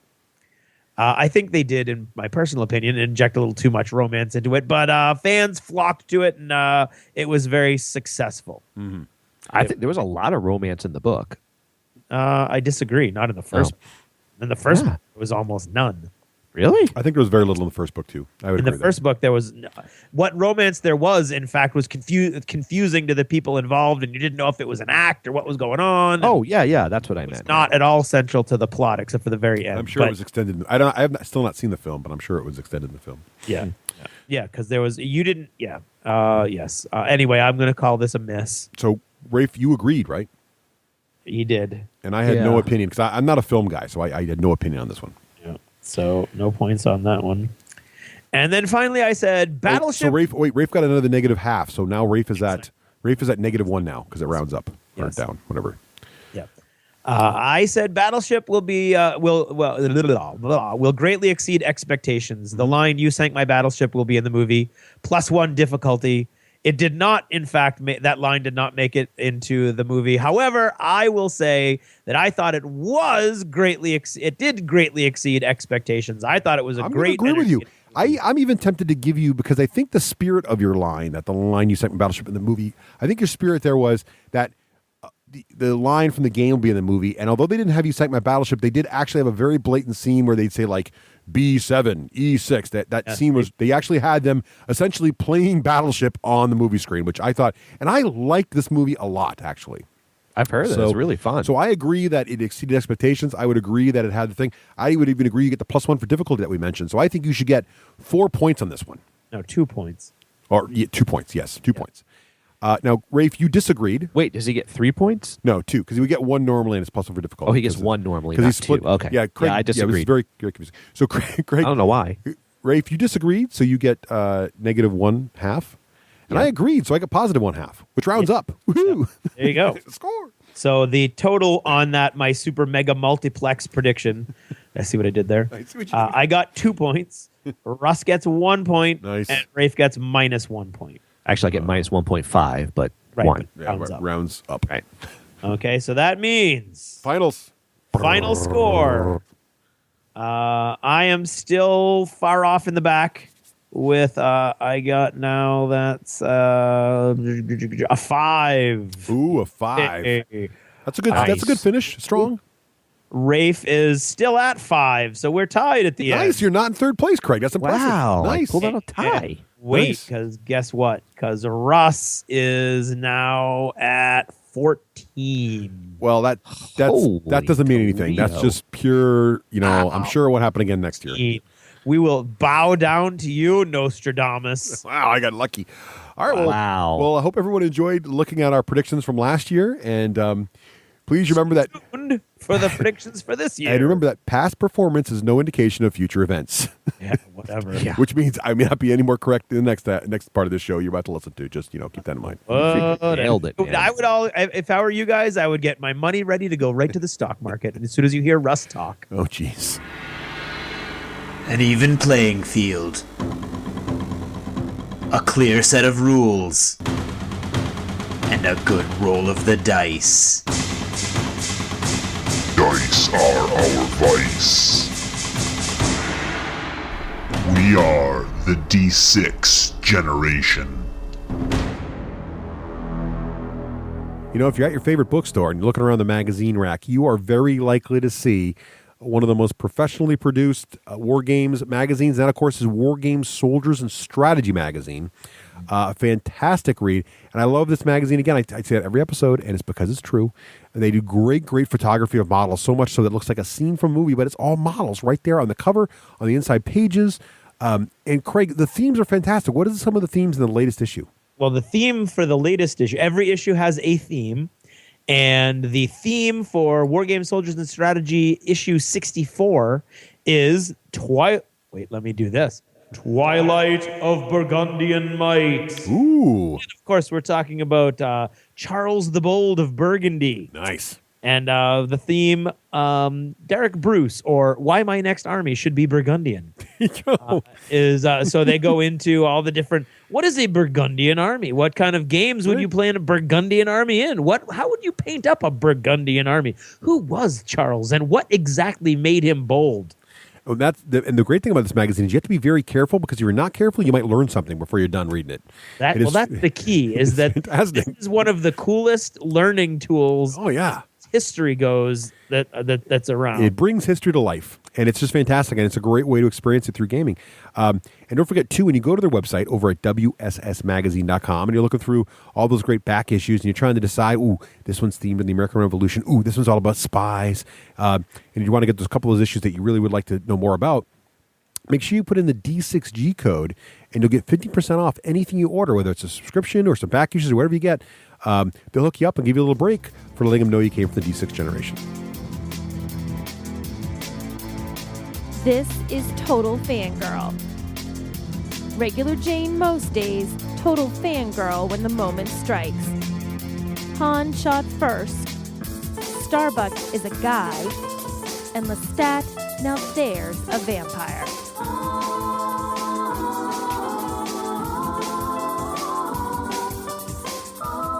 Hello, everyone. This is Nicole, your Total Fangirl. You can follow me on Twitter at Nicole Wakelin or check out my blog, TotalFangirl.com. This week's shout-out is for La Quinta Inns and Suites. They make all of the trips that I take to conventions and cool Total Fangirl stuff possible, and I want to say thank you to Angelo and to Marcia for making that possible. You guys are awesome. You're both superheroes. And if any of our listeners want to go on a trip and would like to book a reservation with La Quinta, you can get a discount by using the code the D6G. Angelo and Marcia, you are absolutely the bestest on the planet. This week I have a guest who normally isn't a guest. He's actually normally a co-host, because we host a different podcast called The Hooniverse. And I thought we'd talk a little bit about Doctor Who, because I know it just aired. Christmas was only a week ago. So I'd like to welcome Michael Gaines to the show. Hello. Hello, Mike. You are also dying of the plague, so thank you very much for joining me today. Oh, it's my pleasure. I like dying from the plague on air. It's awesome. He's been hacking up a lung. I'm like, you want to cough really loud before we go? And he's like, okay. And he almost died. And the funny thing is that I had this involuntary one. So he was, I could hear, he's like trying so hard to not be dying. But I am. If he sounds like it. Show. Yeah. No. You won't ruin it. We'll just talk about you later. So, Doctor Who Christmas episode, The Snowman, what'd you think? I thought it was awesome. You thought it was awesome. Favorite part? Oh, wow. Favorite part. Yeah. Oh, God. I don't even know. Favorite part. It had a lot of really good, funny parts. It had some scary part. Oh, a favorite part. Nobody asked me that yet. See? I'm stumping you. That's my job on this particular podcast. Mess up my guests. Ask them questions they can't answer. I think think my favorite part is when the old nanny came back to life as She an ice was nanny. scary. Yeah. You know what? She was kind of Weeping Angel scary. She reminded me a little bit of the angels. That same kind of, it's when the mouth opens and the teeth aren't right Oh, yeah. that I lose my mind. I'm like, run away. And she's got a little bit of that Vashna Narada thing going on where it's like, who turned out the lights? And they just keep repeating it over and over again. Yeah. How was it she said? I watched the thing like 4 times already. Oh, God. What did she say? That's the way to do it, or something like that. Yeah, she was. I was so the chills in my back and like not wanting to look at her because she was scaring me. I just, someone just kill her, use a blowtorch, something, make her go away. Yeah. She was scarier than the snowman, even though the snowman also had the incorrect teeth. Their mouths didn't open in that long, kind of creepy way, so I was okay with the creepy snowman. Mm-hmm. But I loved Clara. I love our new souffle girl companion. Clara, I think, is going to be one of the better companions that we've had in a long time. I have this feeling that they're going to write her to maybe even rival Rose. I actually think you're right. And Rose has been my favorite, but I feel like Clara, you know what? From the minute that she was on the screen back in Asylum of the Daleks, I loved her. I'm like, I love this character. I love her attitude. And I feel like she's going to give the Doctor a run for his money. Yeah. She's, I almost feel like she knows because we don't really know what she is. No, we don't because we've seen her twice. Yeah. She supposedly died the first time, but we don't know why. No. Or if. And then we see her a second time and she did die. But now we see in the previews that she's going to be around again. So in the context of Doctor Who, I really can't explain her character. Nope. You can bend time in all sorts of directions and you still can't make what's happened work because we tried to figure it out and you can't make him know the people that know each other and don't know each other and interact. You can't make it work. Right. And so Moffat being Moffat, he's the showrunner of the show. He writes all these little twists and turns. For all we know, she could be echoes of herself that got sort of scattered through time. That's true. It could be anything. And that's the thing. He writes things so tight and so well that you don't see it coming. And then when it finally gets here, it makes sense. It makes perfect sense. But you look at it and think, my brain was not even in that direction. No. And that's a great thing about the way Moffat writes. But we've got a lot of time to get to know Souffle Girl, Oswin, Clara. And I really think that she's going to pull this off. I think it's going to be good. Her character was good, and she has a great rapport with the Doctor. Like, they interact really well. Although, we were talking about this earlier. There's scenes where they're smooching. There's a clip running on the BBC to promote the BBC. Yeah, I don't know what's going on with that because he's married. And it's not like the smooch, like the same, like the time that Rose kissed him and, David Tennant just kind of standing there like, what are you doing? She does that crazy kiss. No, this was a kiss where they're both fully into the kiss. Yeah. I don't know about this. I don't know. And again, we won't know. That's the way that they put these little teaser clips together is that they put it in the outside of a context of what we understand. Right. And so we go, oh my God, he's kissing somebody else when he's married to somebody else. What's going on with that? Yeah. And then when he explains it, we're like, oh. Oh, okay. And we get it. Mm-hmm. So I'm really excited. I can't wait for when we have to wait till April. Yeah. Which is stinky. Okay, I ask guests sometimes questions. Okay. I decided and you don't know this is coming, I'm going to blindside you with questions you can't hem and haw. You have to answer these with one of my choices. Oh, okay. Okay? Ready? Better Dr. Tennant or Smith? Oh, God. You have to answer. Tennant. Tennant? A whole legion of people just went, no. Well, what was I going to say? I mean, the reason I say Tennant, they're both really, really, really good. Yeah. But I think because I've seen Tennant put so much fun and happiness into his work. Yes, so he wins. Doctor Who. Whereas I haven't really seen a lot of Matt Smith outside. And it's funny because here I am talking about what they do outside of Doctor Who, which was my decision. But Tennant seems to I know for a fact that he became an actor because of Doctor Who. So it was, so there was a level of importance to the part. Yeah. Okay, ready for the next one? Oh, God, here we go. Okay, who'd win in a fight? Ready? Okay. Weeping Angels or Daleks? See, we don't know how destructible the weeping angels are. You can't have, I'm you have to analyzing pick this one. now. Pick one. Weeping angels. Weeping angels? Yeah. Could they turn Daleks to stone? Or Well, it's not turn them to stone, turn But them to... they can send them back through time. So weeping angels. I would say weeping angels. Okay, ready for the last question? Okay. 50th anniversary. Are we going to see other doctors or no? Oh, yes. Yes? You think I so? believe so, yeah. I hope so. Well, I'm looking forward to it. Well, Mike, thanks for coming on and chatting about Doctor Who. Tell everyone real quick where they can find you. You can find me in the infirmary. Very likely. You can find me on Twitter. I'm at StarMike. You can find me on the Nextcon, This Week in Trek, and of course with Nicole at the Whoniverse. Excellent. Thanks, Mike. Thank you.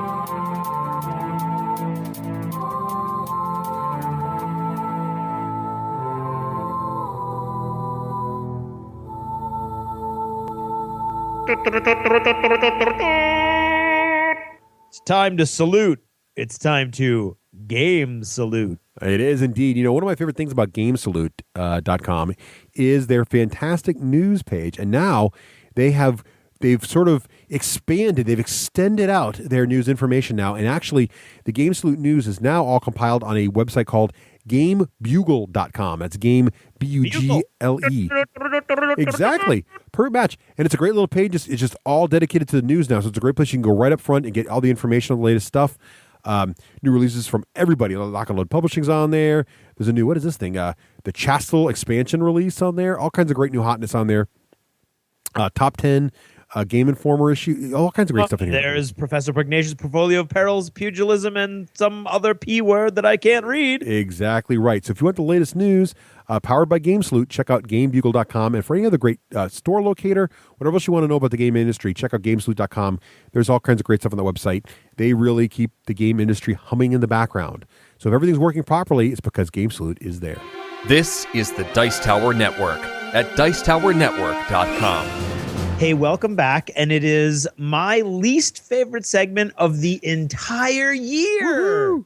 Yay. Wow. Even below Xbox? It's time to look into, I've never done an Xbox segment. No.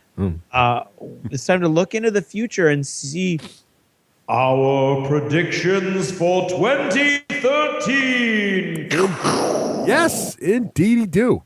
So Let me just say that I actually go through like emotional torture when we do this, because I start getting all wrapped up about the future and getting all worried about the future. And of course, now I'm all worried about the singularity and some AI is going to come and wipe me out before I even figure out how to use my smartphone. And yeah, so I literally actually like I get all nervous and I don't even realize that's why I'm nervous until like, you know, tonight. And I'm all of a sudden like, oh man, that's why I'm all wrapped up. Stupid fortune-telling episode. So anyway, let's just get this over with. Well, you know what they say? They say, think about the future. And here we are thinking about it. So, of course, we are gamers. As we mentioned earlier, we have to have rules around this. So here are the rules. Quickly, we already listed them earlier this episode. Real quick, each prediction that is correct is worth 3 points to the predictor. And those listening along, i.e. the other two hosts, can opt to give a +1 bonus point for that prediction at the time the prediction is made if we deem it to be a particularly challenging or unlikely prediction, right? Yep. If you are incorrect on your main prediction, you will get 0 points. However, judges may opt to award partial points if they were close or had a really complicated prediction. After a prediction is made, the other two non-predictors can choose to either agree with the prediction, disagree with the prediction, or have no opinion. If they are correct with their agreement or disagreement, they will get +1 point. If they are incorrect with their agreement or disagreement, they'll get -1 point. So they're better off having no opinion if they're unsure. And those are the complete rules, with the additional addendum that we like to try to keep the predictions predictable, whatever I'm trying to say, as measurable as possible. So we may ask for further clarity if it's a very vague predictions, like there will be a new movie next year, right? Right. Or the next Hobbit movie will be awesome. It's kind of vague. You got to really have it in there. Okay, so without further ado, we're going to have 7 rounds here. Each of us are going to make 3 predictions each round, and we're going to start off with our guest third chair, the estimable, esquireable, Mr. Raef Hollywood Granger. Raef, what is your first prediction? Hey, thanks for that introduction. All right, well, I'll start off with an oldie but a goodie, although I didn't think I picked this last year. My favorite designer, which is, I don't know how to pronounce his name. I should look that up. Uwe Rosenberg, the designer of such fan favorites as Oh, no. Agricola, Uh-huh. will release a brand new game set in the oldie times. You have to define What is an old. oldie time? All right, so I was thinking Cowboys, about top that. hats? What are I'm you talking thinking, what time period is the Renaissance? The Renaissance back. Well, that's an awful long time. Anything before the Renaissance? So it could be a caveman game and that counts? Really? Yes. What? What? So anything before what? Like what? Can we introduce a new rule where you get fewer points if it's not challenging? Yeah, right. Well, Has I mean, he could. done a game that isn't in quote unquote oldie times. I think so. Isn't he working on a caveman game right now? I think he is. I think that's a known thing. That's Is what I'm he? trying to. Yeah, that's what I'm trying to say. Because didn't they announce there would be a? He's working on a new non-Agricola game. That's oldie. I may be I totally don't know. misremembering. I don't follow board game. You got to Geek. pick an era. We got to at least get an era here, right? You can't just say anything earlier than 1912. What era is Agricola set in? BC? Yeah, well, medieval farming maybe. How's that? Why don't you Is pick it like? Yeah, close enough. Medieval farming, right? I'd So call what it time medieval period farming. is medieval? I forget. 1400s, 1100s. I think it's technically the Middle Ages is generally from like 1000 to like 1500. So are you okay with that? I'm not picking that time period, but Yeah, at least 500. All right. A 500-year window would be appreciated. all right. I'm picking. It's not going to be in It's not. I'll tell you what. It's medieval not time period. It's what comes after the Middle Ages. the Renaissance, right? With the Dark That's Ages. the time period. That's what I'm picking. Dark Ages and then the Renaissance. Dark Ages. You going Dark Ages or you going to do Renaissance? Renaissance. Renaissance. We'll put it for Renaissance. The Renaissance is like the 15, 16, 17, a little bit. Perfect. All right. Yeah. Okay. All right. So, Craig, do you agree or disagree with that? He'll make a Renaissance game. No opinion. No opinion. I will also say no opinion. That is. I have no clue. I don't actually follow that designer. I'm not saying he wouldn't make one. It might be a great game. I think I should get +1 for picking a time. No. it only Well, works, that's like saying no, it would only worth 2 points if you're not going to pick a time. That's not a prediction. A game designer is going to make a game. That's what you're basically saying right now. what if Fantasy Flight Games Corey, like, would you just think like he's definitely designing a game in the next year? Yeah, he probably is. I think that'd be a isn't pretty weak sauce to say a game designed by Corey Konecka will release in 2013. That'd be pretty. he? All right. Yeah. not worth okay. 3 points. So, Craig, what is Yes. your first prediction in round one here for 2013? Okay. I am going to predict that there will be at least one major Angry Birds licensing deal in 2013, akin to Star Wars, but probably not that big.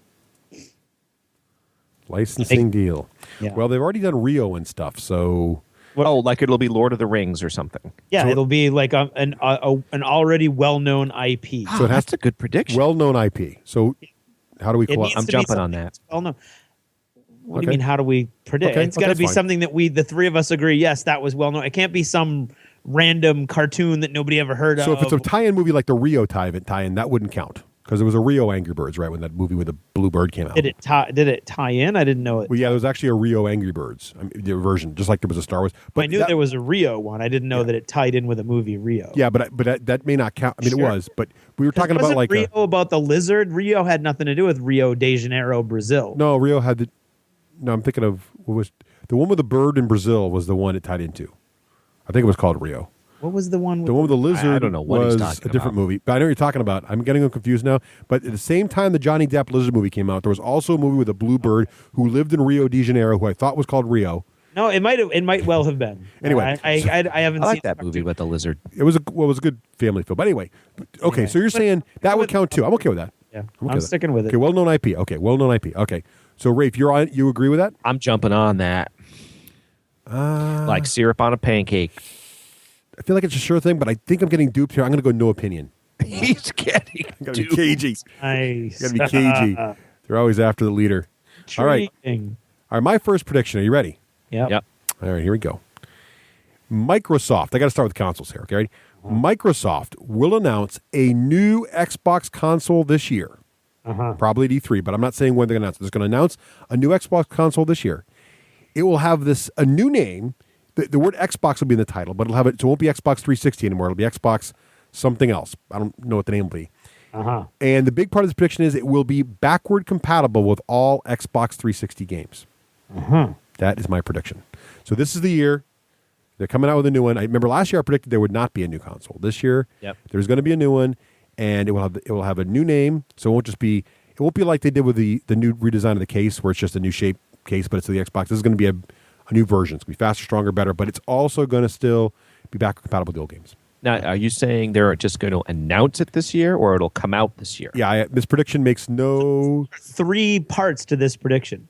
They have to announce a new console, it has to have a new name, and it has to be backward compatible? Yes, but the word Xbox will still be part of the name. It just won't be a 360. It'll be something else. It'll be Xbox 720 or Xbox Next or Xbox. But the word Xbox will be in there because they got too much in the brand, but it won't be a 360 anymore. Right. All right. But it just has to announce this year. Yes, it doesn't have to come out this year. All right. It may come out this year, but I don't think so. All 3 of those things? All 3. And it has to be backward compatible. Any one of those would be too easy. It's not that. Well, backward compatible, no one's ever done a fully backward compatible. I think it's a good prediction, Craig, but it's not super hard with these 3 things. All right. Yeah, all the Xboxes play the Xbox games, don't they? No, initially the original Xbox games weren't compatible. Then they slowly released patches. And so, many of them are compatible, but some still don't work on the 360. Anywho. I'm going to say no opinion. No opinion for Craig.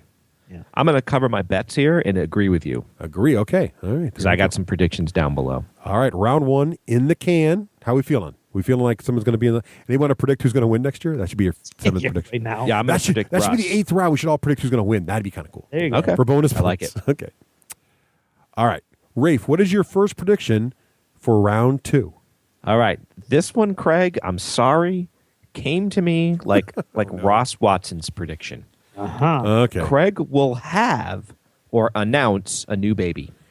Wow. Is Craig having the baby or is Karen having the baby? Yeah, I was going to say. I want to clarify that. Karen. Wow. So, Craig, are you? I want to ask. I would like to ask Craig first. His sister's baby. It didn't matter.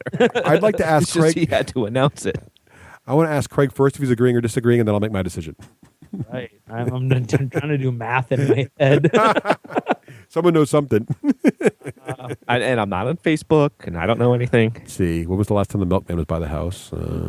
Oh, nice. Crud. Well, if I had my say, but I'm going to have to agree. Oh, look at that. Well, how could I disagree with that? That seems like pretty much a gimme then. Yeah. Of course, if this is if you're wrong, then it's going to be a very sad time, and I'm probably not going to be very happy with your Rafe. Right, but there you go. I could disagree, but that'd make me a jerk, so I'm not going to. Nice one, Rafe. Wow, there we go. We were just discussing that. That's exciting, Craig. Well, Craig, good luck with that. I hope that works out for you. We'll see. I have no idea. My math could be off as well. The funny thing is, it's not like Craig and I talk about this kind of stuff. No. Oh, can I agree? I was thinking about my predictions, and this one, just like Ross Watson, just fell out of the sky. I'm like, yep, Craig's having a baby. Once again, I just love the prediction episode. Can I get a bonus point if I say it's going to be twins? Go right ahead. No, I won't go there. All right, because it'd be killing me. Be like, it's all your fault, Wakeland. I have 2, 3, 6, whatever happened. Triplets. What was it? 6. All right. My prediction for round 2. You ready? Craig's going to like this one as well. You ready? Here we go. Round 2. All right. Wild West Exodus. All right, ready? Here we go. Yeah. Will release this year. That's not my prediction. I mean, it's going to release this year. For my prediction to become true, What's Wild West Exodus? That is the new game. Just kidding. All right. Now, here's the thing. I think the comic book part of the game is so brilliant that I predict that at least one other manufacturer will copy the comic book supplement concept. Now, this doesn't mean there's a comic book based in their universe. We all know that Games Workshop has had Sisters of Battle comics and all these other comics, and we also know there was Dust Warfare comics, blah, blah, blah. I mean, the idea that there's a comic book that's actually a supplement for the game, and there's elements in the comic book that are like missions or whatever, and there's game elements in and you want to own the comic like you want to own a copy of White Dwarf. I predict that another company will copy the comic book concept. Either they'll announce it or it'll come out before the end of 2013. Interesting. That is my prediction. Okay. What do you think, Craig? I'm going to disagree. I think they're they're a proud lot, and they don't want to jump that obviously on a bandwagon that quick. They've never copied. Raef, for They anybody. copy all the time. They just don't do it that blatantly, that quickly. All right. I agree. Yep. I'm thinking the same thing as Craig. So I think disagreeing? it will release, but not the comic book part. Yeah, it's got to be the whole prediction. My whole prediction is the entire thing. I can't do partials on this one. Right. All right. Disagree for Rafe also. There we go. Okay. Craig, what is your round 2 prediction? My round 2 prediction is that, are you ready? I'm ready. I'll limb on this one. All right. All 5 of the top the highest grossing movies of 2013 will be sci-fi, fantasy, or comic books. Oh, wow. All 5 of the top 5. Wow. That's bold. That is bold. There will not be one. Now, let me ask you one this. sci-fi, fantasy, or comic book. As Yes. a point of comparison, what were there any of the top 5 movies this year? How many were in that category, of those 3 categories? I don't Do know. we know? I was just thinking. No, I don't. No idea? Okay, so I have to think to myself, well, Avengers would be in there. The Batman movie would be in there. There's 2. So I'm just thinking how likely, if it already happened this year, then it's kind of a I sure don't thing. think this is I'm not going out on I think what's going out on a limb is I'm saying all 5 of the top 5. All right. I'm not saying this is like a huge thing. Okay. All right. I'm going to disagree because something will be snuck in there, like Like Titanic. The Hangover. I'm not saying like The Hangover 3. I just mean a movie like that, Yeah. or what was that movie All that came 5. out with Ben Affleck that did pretty good, and it'll just be non. Yeah. See, I don't think the Superman movie is going to do all that. Where does so- James Bond fit in? Is that sci-fi? James Bond would not be not be one of those. Okay. James I Bond don't is think it spy. would either, but okay. Yeah. I'm gonna I disagree. I'm gonna go no op on this. I never do well with movies. I'm gonna go no opinion. I don't do well with movies. I don't. All right, as it's by my apparent lack of appreciation for Hobbit. All right, round 3. Here we go. Rafe, what is your first prediction in round 3? Mine is that D&D Next will be announced this year Well, it's already been announced. and released Okay. up to 1 month prior to Gen Con. Oh wow. Okay. Huh. So basically, before if It it's has 2 to be months, released before Gen Con. yeah. So Correct. before Gen Con. So it could be 3 months. It could be next month. That's fine. You're still right. It just can't be after Gen Con. Got it. Right. Okay. Or at Gen Con. It Yeah, can't- or And it at- can't be at Gen Con either. Oh, it can't be at Gen Con. It's gonna be prior to Gen. Okay. Wow. All right. Okay. I'm gonna say must be prior. Then I'll make a note. That's an extra level of difficulty there. Must be prior. What do you think of that, Craig? That's pretty bold, Craig. I'm going to disagree. I am also going to disagree. I think it'll be on Gen Con. Yeah. So I'm going to Or predict after. it will be If on they- or after. It'll be Christmas. It'll be holiday 2013 probably. All right. Any commentary on that, Rafe? You going to defend your position? Try to sway us over? No? No, I don't know why. I thought, of course, at Gen Con, it's like, oh, it's going to be announced at Gen Con. But for some reason, they're going to sneak it under the wire All right. and then never look know. to sell a bunch of them at Gen Con with buzz. All right. I have one for round 3. I am going to go in an area that I'm not very good. I'm going to go into movies for round 3. You ready? Oh, good. Okay. Here we go. I'm going in. This could be a big. I don't know what this is going to be. Here we go. Ready? All right. The trailer for the first Disney-owned Star Wars film will be released this year, and contrary to most people's concerns and all the nerd rage going on out there, most folks we know will be genuinely excited to see it after the trailer, and they'll be optimistic about the movie.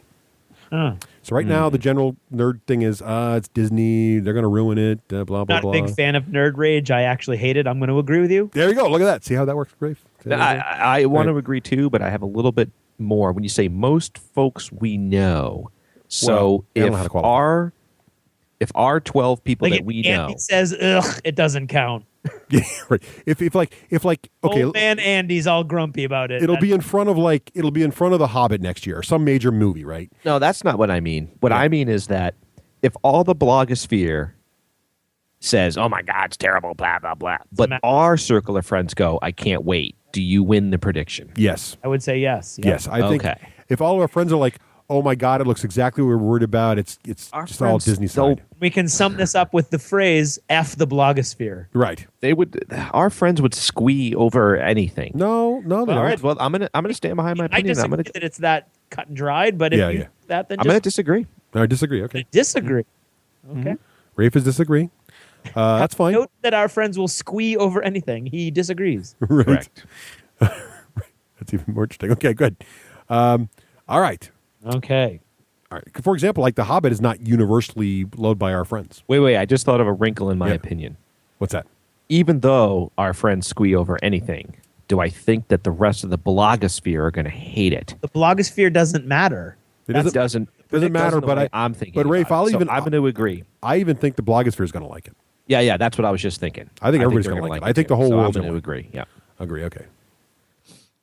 Because they know what they're up against here. The next one will be awesome. The one after that could be crappy, but they know what they're up against right now. Okay, Craig, what is your round 3 prediction? Here you go. My round 3 prediction is leveraging the new technology to me of Board Game Geek and the fact that I have now spent an entire year recording my games. Okay.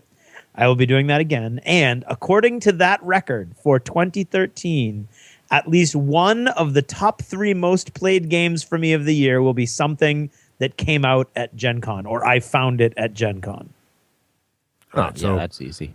Oh, that's like what? August, September, October, November, December. So that's... Yeah, so you're saying, because that's not true for me, so it's interesting. Yeah, so no. BGG, so you're saying that basically, according to your Board Game Geek recording, which you now record religiously, Yep. one of the top 3 most played games of the year by Craig will be from Gen Con 2013. You'll have bought That doesn't necessarily mean it released at Gen Con. I discovered it at Gen Con, meaning I will not have played it until Gen Con. Or found it, or first. Okay. I found it at Gen Con. I'll jump on that. That's a free point. Agree.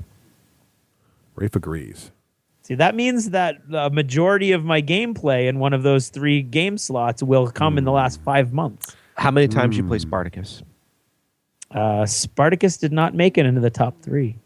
Really? What are the top 3 games for you this year? Now that you brought it up, I got to ask. Timeline, actually, but I didn't count Timeline when I was looking at any of this, and I wouldn't count it next year because it's such a small, ridiculous little 10-minute game. Yeah. That, like one, you could sit down and play it for an hour, and you play it for 6 or 7. Right. It's like I have the same problem. Like I have 20 plays of Summoner Wars, and then like 3 plays of Eclipse. But that's 3 plays of Eclipse is like twice as long as 20 plays of Summoner Wars. Yeah.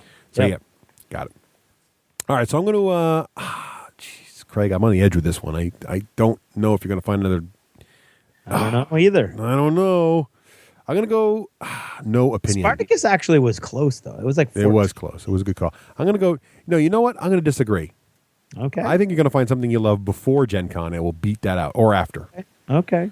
All right. I'm just going to be a rebel there. I'm going to do it. There you go. All right. Round 4, Mr. Granger. What is your round 4 pick? Gaming in our little circle will continue to be too many games to play, causing local gaming friction. And what I mean by that is no game will be played 4 times in a row in our game group. You mean miniatures game? Any kind of game. So for example, well, that's let me not clarify. That didn't happen this year. Yeah, I was going to say, just as an example, my 40K campaign went more than 4 games. Right. But would that not have counted? Because no, that counts. That totally I've already played more than 4 games of Infinity. Yeah, Infinity's been. Yep. Yeah. I know. All right. Okay. I played more than 4 games of Spartacus. I played more than 4 games. I mean, there's a million games. In a row. Descent I played for like 5 weeks, 6 weeks straight. Yeah. Descent doesn't count. Why not? Not including Descent. Count. Why not? Because that's you're saying, like a so you're saying if I played D&D for 5 weeks straight, it wouldn't count? No, that would count. Well, then why would D&D count but not Descent? Because Descent's too easy for you. You always play Descent, and that's a game. Isn't that gets fly in the played. face of your thing where there's too many games and you can't concentrate on any one game? Doesn't that kind of dispel Except for Descent. That's the rule breaker. Okay. Descent doesn't count. Descent doesn't count, excluding Descent. Okay, we're going to put Excluding Descent. Excluding Descent. It's his prediction. Okay, so apparently Descent breaks all the rules. So, but any other game, Yeah. what do you mean by in a row? Like, does it be the same day, same month? Like this Infinity thing that you guys got going on. Yeah. If on the 3rd week somebody doesn't play Affinity that's in the Infinity group, What, any one win. person has like a, well, I really? don't know how you're going to figure this out. Yeah, how do you even record this? How do you even know?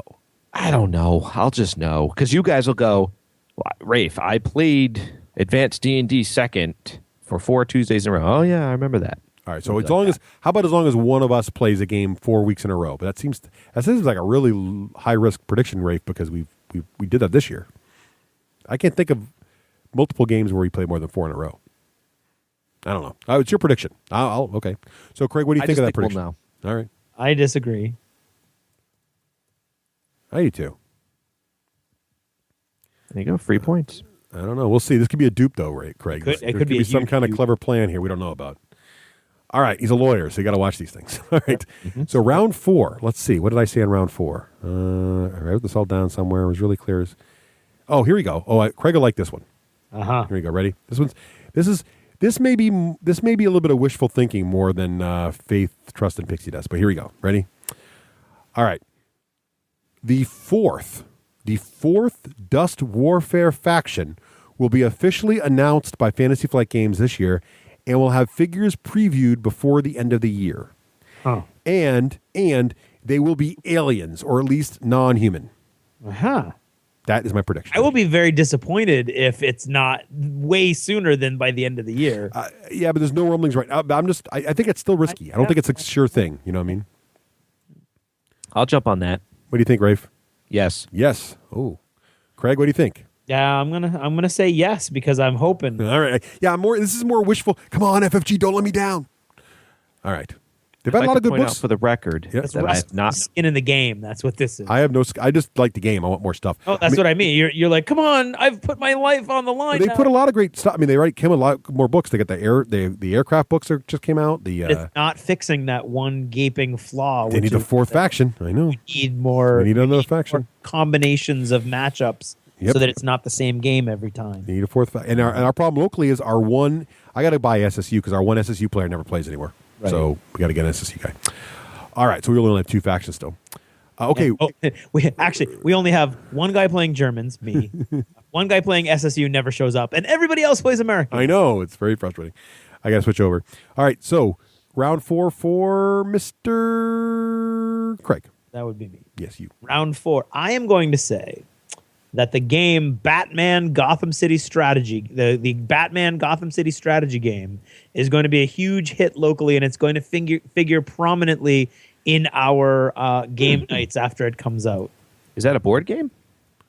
Isn't that Arkham City? Isn't the one based on the video game? I don't know.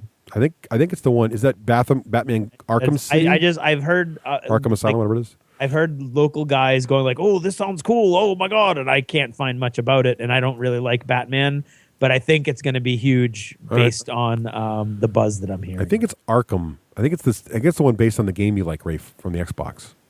Oh, the Arkham game on the Xbox. Awesome. No, but there's a board game coming out based on that light that's got the. Oh, license. okay. I'll agree then. So Rafe says agree. I'm gonna say I don't even. What? So Craig, how do we define huge hit locally? What does that mean? I mean, I think it's one of those you'll know it when you see it. Like because will it be Spartacus. like Risk Legacy where they're all excited about it for 3 weeks and then it's gone? Or will it be No. It won't be. There won't be something where we all look back and go, "Wow, that was not really exciting." It'll be something like it'll be like Spartacus or Waterdeep. Spartacus or Waterdeep or something like that. Yeah, it'll be something where it's still in people's repertoire. Everybody now agrees that they hated Risk Legacy. Oh, good. Okay. They're all like, "Oh my god, we just wanted to get it over with. We didn't like it." Still Risk in the end. Okay, so I'm going to disagree. Okay. I'm gonna be negative Nelly on that one. All right, round 5, Granger. Mm-hmm. What do we got? The new console will release this year. Oh, the Xbox, whatever. I said they're going to announce it. You said they're going to release it this year. Okay. Yep. And Xbox will be on top. So, are you saying that everybody's going to announce a new console this year? Just Microsoft? Yep. Nope. So you're saying that. So does your prediction mean that both Sony and Microsoft will announce? If one of them doesn't, you're wrong? Yes. And the Xbox will release this year. And Xbox. Okay, so if Sony does not release, you are wrong. Is that what you're saying? That's important to me. No, because they have to announce. They have to announce. So if Sony doesn't announce, you're also wrong. Correct. Because I think I'm going to disagree because I don't think Sony will announce because Sony made a big deal about how they're on the 10-year plan and that it takes a while for the PlayStation to get going and we're not going to. They might change the form factor of the PS3 again and make it even slimmer or something like they've done 3 times, but they won't.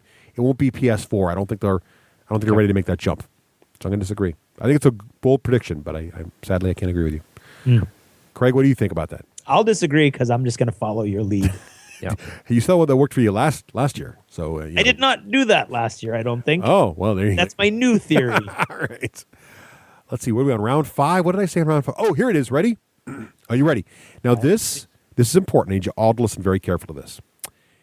The country New Zealand will officially change their name to Middle Earth. That's a joke. That's not really a prediction. No. But have you seen Nicole did a whole article on this. New Zealand has got their airports are all themed after Lord of the Rings, and their aircraft are all themed after Lord of the Rings, and they've got it's like the entire country is a theme park to Lord of the Rings. It's pretty. If your entire economy was reinvigorated by one thing, you'd probably be thankful also. Hawaii did it. Although I will say this, I was in New Zealand and I didn't see what you're reporting right there. Yeah, it's new. You have to go look at the pictures on their airport has giant, huge golem hanging from the ceiling, grabbing fish. It's sort of strange. Anyway, but no, that's not my prediction. That was more than one airport also. Well, not to me. That was not my real prediction. In round 5, my real prediction is, okay, you ready, Craig? This is going to make you feel good. You ready? We, meaning our local gaming group, which will include Craig and I, will still be actively playing Infinity in December 2013.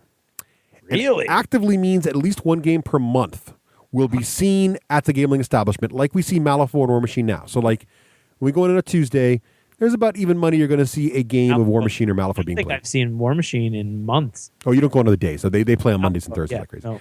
But it doesn't happen on a Tuesday. It doesn't exist for me. Okay, fine. But I understand what you mean, like right. Malifaux. I mean, there's people on our list that'll be like, hey, when you next play in, I'm going to run an event, blah, blah, blah. It'll be going on, right? It won't be forgotten. Yep, I see so I'd say Malifaux and War Machine are still very active locally, right?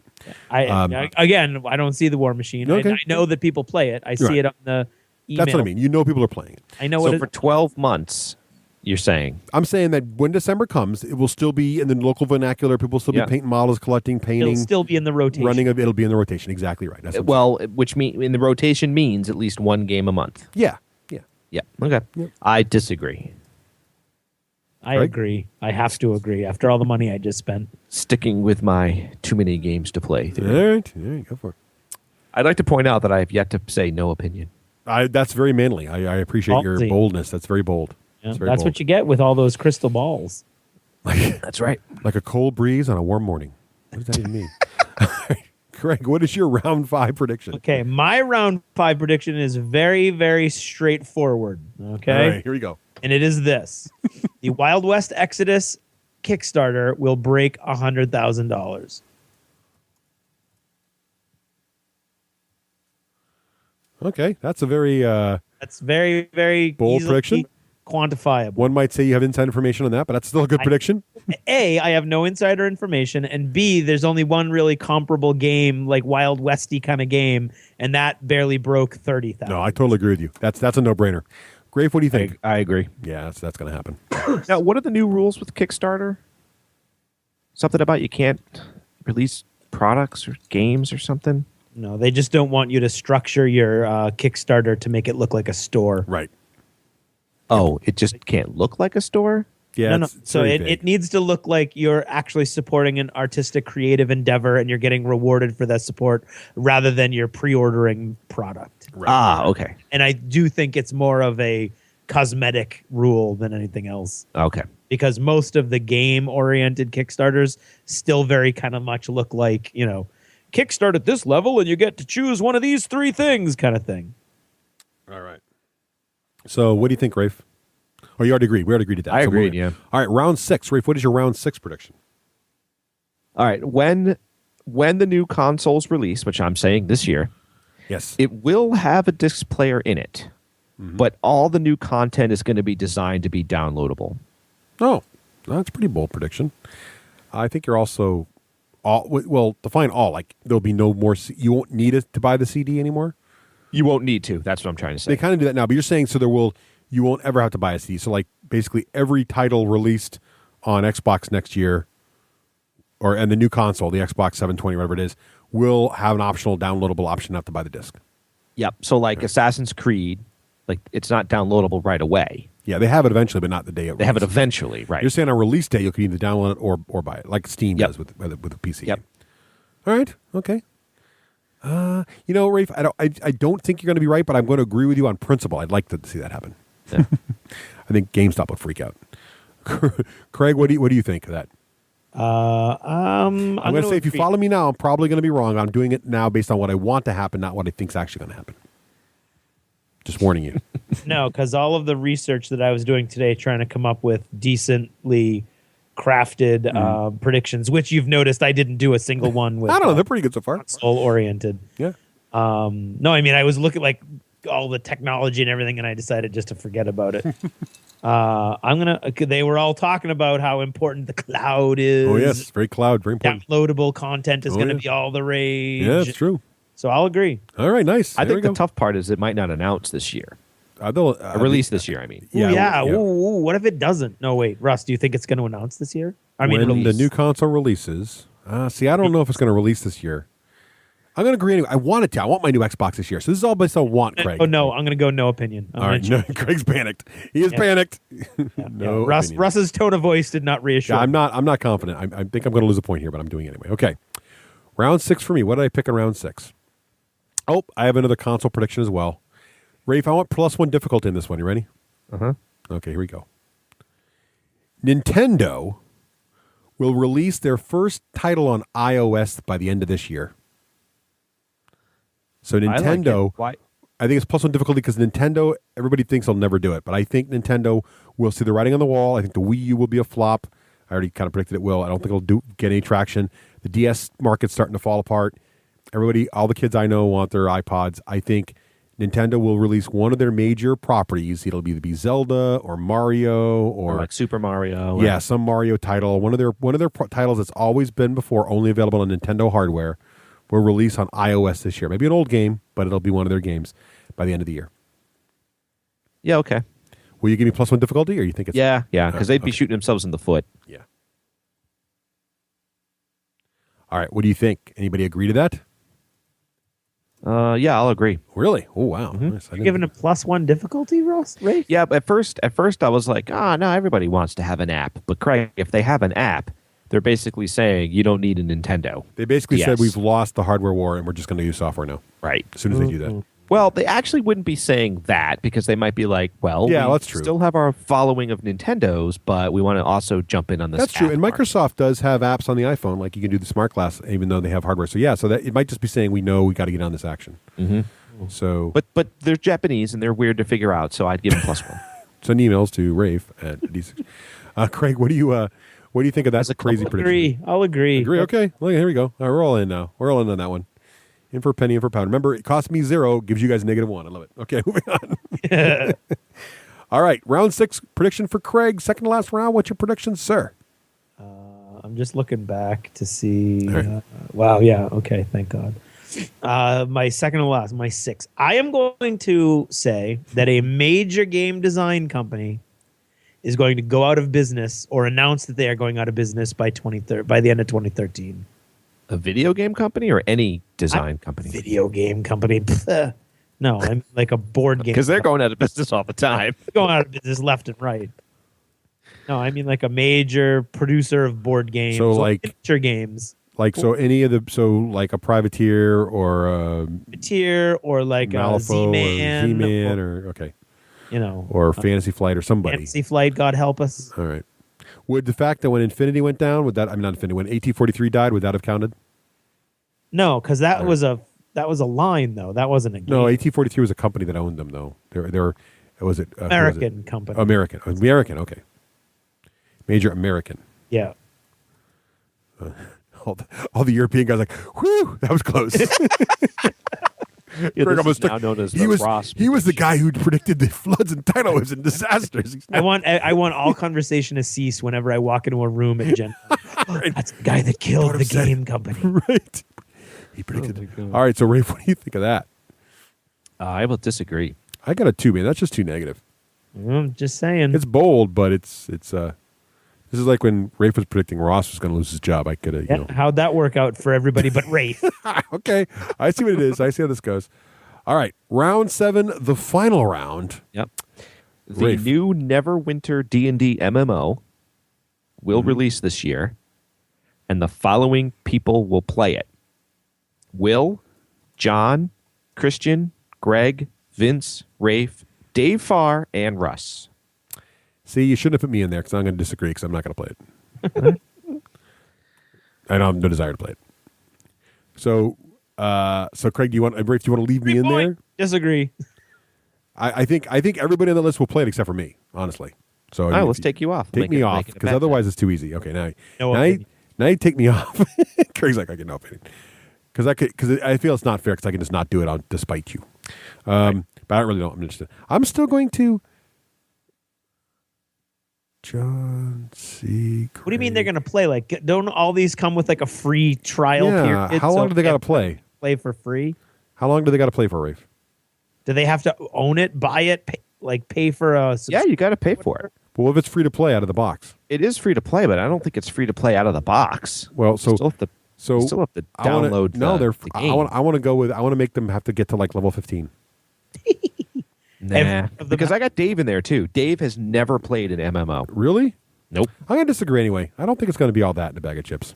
All right. I say they have to. If you throw in they have to get to level 10, then I'll say disagree. I mean, there's got to be some commitment there. I mean, there is. They have to buy the game. Every one of them to jump, they have to buy the game. As far as I know, Russ, there's no free I don't know. They haven't free to play. They haven't announced pricing. Then change it to they have to buy Neverwinter Nights. PlanetSide 2 was free for everything. Free download, free to play, and then it was? Yeah, there was no charge at all. Yeah. Oh. So that could see that happening. So I don't know that there's a lot of overhead except for the time it takes to download it. Well, I'm still not changing it. Okay. I'm still disagreeing. So then Craig could jump in and say, "Yeah, that's easy. I'll get a free point." I'm going to put the word strongly in there. And Dave's never played an MMO. Let's see. Dave's got my back. He's going to say don't put no opinion. Put deny the viability of this. Denies viability. Denies viability of this prediction. Of this prediction. Craig predicts it'll be unconfirmable. All right, good. Okay, that's good. All right, my round 7 prediction after that one. Hard to follow that one up. Here we go. Ready? Yep. All right. This is my only. I had to get a board game prediction. I didn't feel like I had a board game prediction, so I wanted to put it. This is like almost all console. No, so I wanted to put at least one. Well, I had some miniature game stuff in here. I want to get a board game prediction here. So ready? Here we go. The Battle of Five Armies board game. Ooh, that's a big one. Okay. The Battle of Five Armies board game will be critically acclaimed by places such as Board Game Geek with an average BGG rating of 7.8 or better. That's huge. But none of us, Raef, Craig, or myself, will like it. Either we won't be interested in it or we'll have tried it and not enjoyed it. And this is the one based on the War of the Ring rules, but now being done for the Five Armies. Right. So this is not the Five Armies. In this book called The Hobbit, there's 5 armies that fight. This game's about that. So that's my prediction. There it is. I think it's pretty measurable. I got an exact note for the BGG ranking. I will agree. Ooh, Raef agrees. I'm going to agree also because I don't really have any interest in the War of the Ring. See, rules. That's what I was. Because here's what I went. I was like, "Ooh, here's a game we're going to like," and I'm like, "Oh, it's based on War of the Ring." And now I know some of our group. That's why I picked us, because some of our group like War of the Ring. Like Will Urban has the collector's super fancy pants one. So does Romeo. There's people out there that love it. It's just not our cup of tea. So there we go. That's my round 7. My final prediction. Craig, what is your final 2013 prediction? I have a prediction, and then my son made a prediction when I asked him all the details. Nice. Oh, good.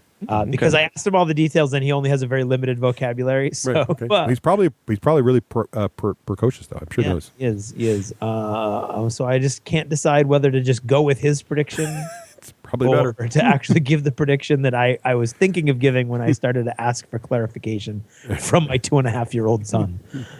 I'm going to go with... Okay, I'm going to give you my prediction, but I'm going to put in parentheses his just out of curiosity. Okay, go for it. Okay. I'm going to say that by the end of 2013, none of the Kickstarter competitors that are trying to take a piece of the Kickstarter pie will have gained any traction in gaming, so that games that are going the crowdsourcing route are still going to be using Kickstarter in a majority of the cases. So no major new game is going to come out of any of these alternative Kickstarter. You mean the one dedicated to gaming only Kickstarters that gives you XP to bid is not going to take over? Exactly. I don't think that's going to fly. I think you're probably right. I'm going to agree with you. I'm going to go with the first to market principle. I think Kickstarter started it all. I think it's still the place to be, and I think even if people are playing around, I think Kickstarter is still going to be the number one. Does Indiegogo count too? Because they've also been around. They're pretty big too, but they're big. They're not new though. They're not. The Indiegogo started as they did primarily like music and stuff. Well, that's what I'm saying. So if a game comes out on Indiegogo, That wouldn't count. Yeah, it would we're be gonna- odd for somebody to do that. We're gonna I exclude think, them. But yeah, that nothing that exists as of right now. Although you can throw in that weird gaming one, I mean nothing that was established. Indiegogo is the only one I can think of that's at the same Yeah. level. As I'm just trying to figure out. So I agree or disagree. If No, if Indiegogo a game would- could be produced by Indiegogo, I would disagree. But if excluding it, then I agree. All right. yeah, no, I would exclude Indiegogo. All right. Sounds good. So are you agreeing, Raef, or disagreeing? I agree. Agree. Okay. I noted we've excluded Indiegogo. Now, as an addendum to this, Okay. Reese thinks that there will be successful companies that compete against it, and there will be two of them, because anytime there's a number more than one, he says two. So I just All want right. to type that out there. Type that out there. Reese disagrees. No. Right? Reese disagrees with you. He thinks it'll be double. Exactly. Right? So the best part is Reese will be right. Already put him in there, did I? No. He's on the next page. He rolled down the next page. Sorry, Craig. He's down there on the next page. See there? Yeah. All right. Okay. So Reese is in there. So as our final bonus thing here. Yep. Okay. Bonus round. Who will win the predictions this year? Russ. Russ. No. See, that's not okay. So bonus round. I wanted you guys to be Who like. will win? Craig says Russ. And Raef says Russ. Save some typing and say Craig and Rafe both say Russ. And Russ says Say it. Rafe. Just say it. I say Rafe. I say Rafe will be a big winner this year. I like his Wow. predictions. There we go. Huh? I said it. Okay. All right. Well, because you never said no opinion. So if you got it right every time, that's a big bonus point there. It's true. If I get like a Yeah. lucky streak, like I think- the consoles do release, Right, and right. because There's a- that's like a twofer. For There's a me. couple combos up there that could really work out for you. There's a couple combos that could Yeah, they that could bust me out They of the could. park. They could. Yep. So there you have it. Those are our predictions for 2013. Hope you played along at home, and Indeed. And keep track of your ready? scorecard for next year. And ready? Yeah. Let the future begin. Woohoo! Nice. All right. Happy New Year, everybody. Bye. You in the market for deeper D6G intel? There's only one place to go for your contact in the off weeks. What you seek is located somewhere in the lost chapters. Go to the d6generation.com for further instructions. Oh, Craig, and one of my favorite ways to travel Yeah. is with Geek Nation Tours. Oh. It's awesome. I'm so jealous because I go to we go to Adepticon, and there's Terrace taking his little crew around, and he's telling them where to go, and he's Like saying, little ducklings all in a row. this is a great, and it's like, where'd they go? Oh, they're at lunch. I'm like, where did they go for lunch? I want to know the best place to eat. I know for a fact that Terrace is at one of the best food places right here in town, eating the best food because he does the research. He knows what he wants to do. You want to go to Geek Nation Tour, you're going to be guaranteed to not only experience the best of whatever event you're attending, whether it's Gen Con 2013, whether it's Adepticon 2013, whether it's a Comic-Con, maybe New York Comic-Con, maybe you're going to the Star Trek event. Wherever you're going, you're going to experience that event with other like-minded individuals, other geeks, if you will. But you're also going to see things outside of the venue that also appeal to people with your interests. I love that, for example, the PAX Prime Tour goes out and shows you the big museums out there, the aviation museums that not only have all kinds of great aircraft, but also have like full-scale replicas of like Colonial Vipers and stuff. How awesome is that, right? So these are things you don't even know they're there, but thanks to Terrace and the folks at Geek Nation Tours, they're right there. Now, Craig, where do you go to check all this stuff out? Well, you definitely want to go to geeknationtours.com and check out all the new all the upcoming tours that we've got planned, or they've got planned for you, including, as Russ said, Adepticon. And now, if you go to Adepticon, of course, you will meet me. Mm-hmm. Unfortunately, not Russ. Sadly, not this year. Russ will be wearing funny ears and prancing around a little fairy kingdom. But yes, indeed. but I will be there, and you'll get a chance to meet me, and we're gonna have a big board game night. And then, of course, at Gen Con, you get to meet all of us. Yes, the whole D6G crew will be there. So we're very excited about that. Absolutely. So, and don't forget also, those of you who are trying to work out this whole Adepticon thing and you've got a non-geeky spouse, there's an entire profile for the non-geeky spouse package, which includes all kinds of restaurants and museums and shopping and all kinds of things in the Chicago area for the non-gamer. And don't forget the most important thing. When you do sign up for a Geek Nation tour, make sure you tell Terrace that the D6 Generation sent you. And if you tell him that, then he will make sure you get a genuine, fully stitched, awesome D6G logo patch featuring our little friendly... right on your luggage. Charlie, yes. And it's got a Velcro patch. You can stick it right to your Battlefone bag. Or if you want, it also has a backer that you can let you sew it onto anything. It's really, really sweet. So if you want that fully stitched patch for free, just let Geek Nation Tours know that you heard about it here on our show.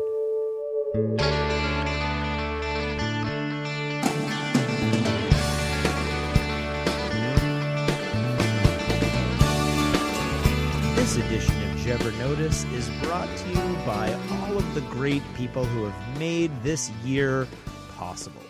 Whether it's our 3C hosts or our friends in the industry or indeed you guys out there listening now, thank you for everything that you do to make what we do possible, whether it's donating money, whether it's paying for the lost chapters, whether it's taking part in our auctions for the shout-outs when we actually have those. Really, we could not do this without you. And we couldn't do this without you because there would be nobody listening. Quite literally, Russ and I would be talking by ourselves and nobody would be listening. And nobody wants to have that now, do they? So really, seriously, everybody's help and all you industry guys and Kurt and Steven and Ross and everybody. And I know I'm forgetting a million people. That's one of the main problems with having so many of these people and going without a script. Trying to think of all the people, and of course all of our sponsors and everybody. Really, seriously, this only works because of you. Did you ever notice how sometimes you can be your own worst enemy? I notice that about myself all the time. And quite often I feel sort of foolish by the time I'm done, and I really can't quite put my finger on what I've done, but I know that I did something. The perfect example for that, for me, rolls around every Christmas, and it has been happening for the past probably 4 or 5 Christmases in a row now, where, of course, I would love gaming stuff.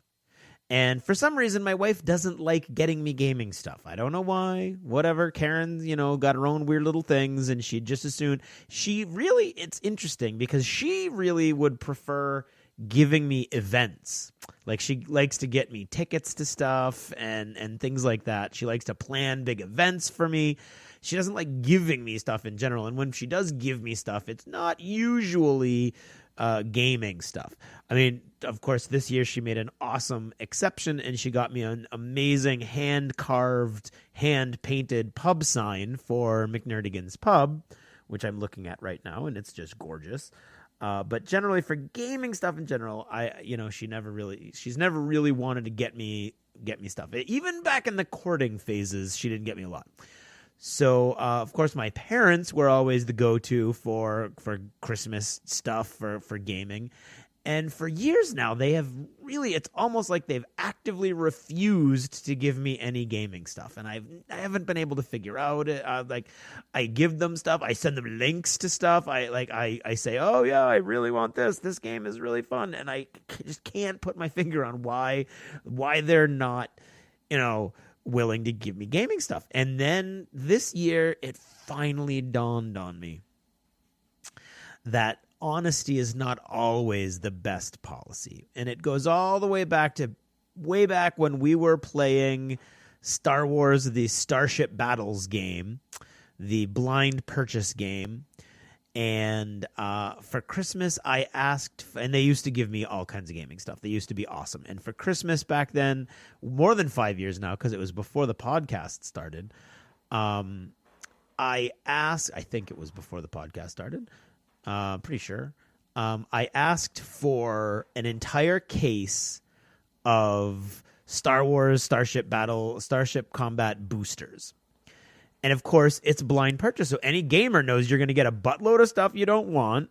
And then what are you going to do? You're going to put it on eBay. So they gave me a case of this stuff, and they were very happy to do it. And And I was super happy to get it, and I opened it, and I found everything I could have ever wanted. I literally built an entire Imperial fleet and an entire Rebel fleet with everything I wanted. I didn't want anything else. I didn't want any of the prequel stuff at all. Okay, so what did I do? I eBayed it and literally made more money just eBaying the stuff that I didn't want than that case cost my parents. So far, win-win, right? Everybody's happy. Win-win-win. I got my models. I got a bunch of money. My parents made me happy, and they got me a gift that they knew I liked. Then I had to open my big mouth. And this is, any gamer would be like, of course you did that. That's great. No, look at that. That's awesome. What a cool gift. Parents, on the other hand, really don't want to know that you eBayed the stuff that they gave you for Christmas. And I did. I eBayed the stuff they gave me for Christmas. Of course, I kept a bunch of stuff too, and I could see it in their eyes, and it's all coming back to me now. Even as I talk, even more details are coming back to me. The look in their eyes when I told them. Like, I was all excited. Oh, guys, well, I even made a bunch of money, and I eBayed the stuff. And they were like, what? You what? You sold your Christmas presents? And I was like, no, I kept all the stuff that I love. It's look great. It's all this stuff. Now, keep in mind, these are the parents who thought as I was growing up that I only needed one X-Wing and one TIE Fighter. I mean, seriously? So they didn't get that I needed all this other stuff, but didn't need the so anyway, so very confusing, very upsetting to them, I think. And they didn't give me a hard time or anything, but that was pretty much it. I didn't hear anything more about it. And since then, literally no gaming stuff. Like, I can beg. I found a ridiculous sale on the X-Wing, which is probably not a good thing that it's still Star Wars, but the X-Wing game from Fantasy Flight, the starter. Target had a great sale. It was like 50% off. It was awesome, and my parents were here. I have a Target like less than 5 minutes away, and they were going to take my son out to dinner while I went and did something else. And I was like, oh, well, if you're up there and Christmas and blah, blah, blah. No dice. Seriously. So, I mean, this year they thought a little bit. This year they got me some really beautiful modern resin terrain pieces from ArmorCast so that I can do them up kind of space, kind of sci-fi and all set. But yeah, and I only realized it now. And so I think the message is, as we go into the new year, that honesty is not always the best policy. It just isn't. So I guess that's, as gamers, we have to understand there are some things that people don't understand, and sometimes it's just better to leave it that way. And I think I now have to start working overtime on my parents and get them to understand that they can get me gaming stuff again. Anyway, that's all I've got to say about that. Happy New Year to everybody. I hope everybody's 2012 was awesome. I hope not too many people were disappointed that the world didn't come to an end. And, of course, a new year starts all bright and shiny with hope. And so we hope for the best in 2013. And, again, seriously, from the bottom of my heart, thank you guys very much for all of your support and everything that you do for the show. I'll talk to you later. Bye.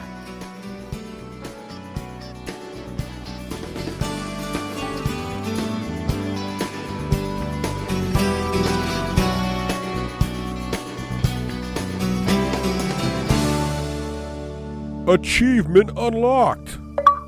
You've made it to the end of another D6 Generation episode, the podcast whose humor has universally been acclaimed as not too horrible.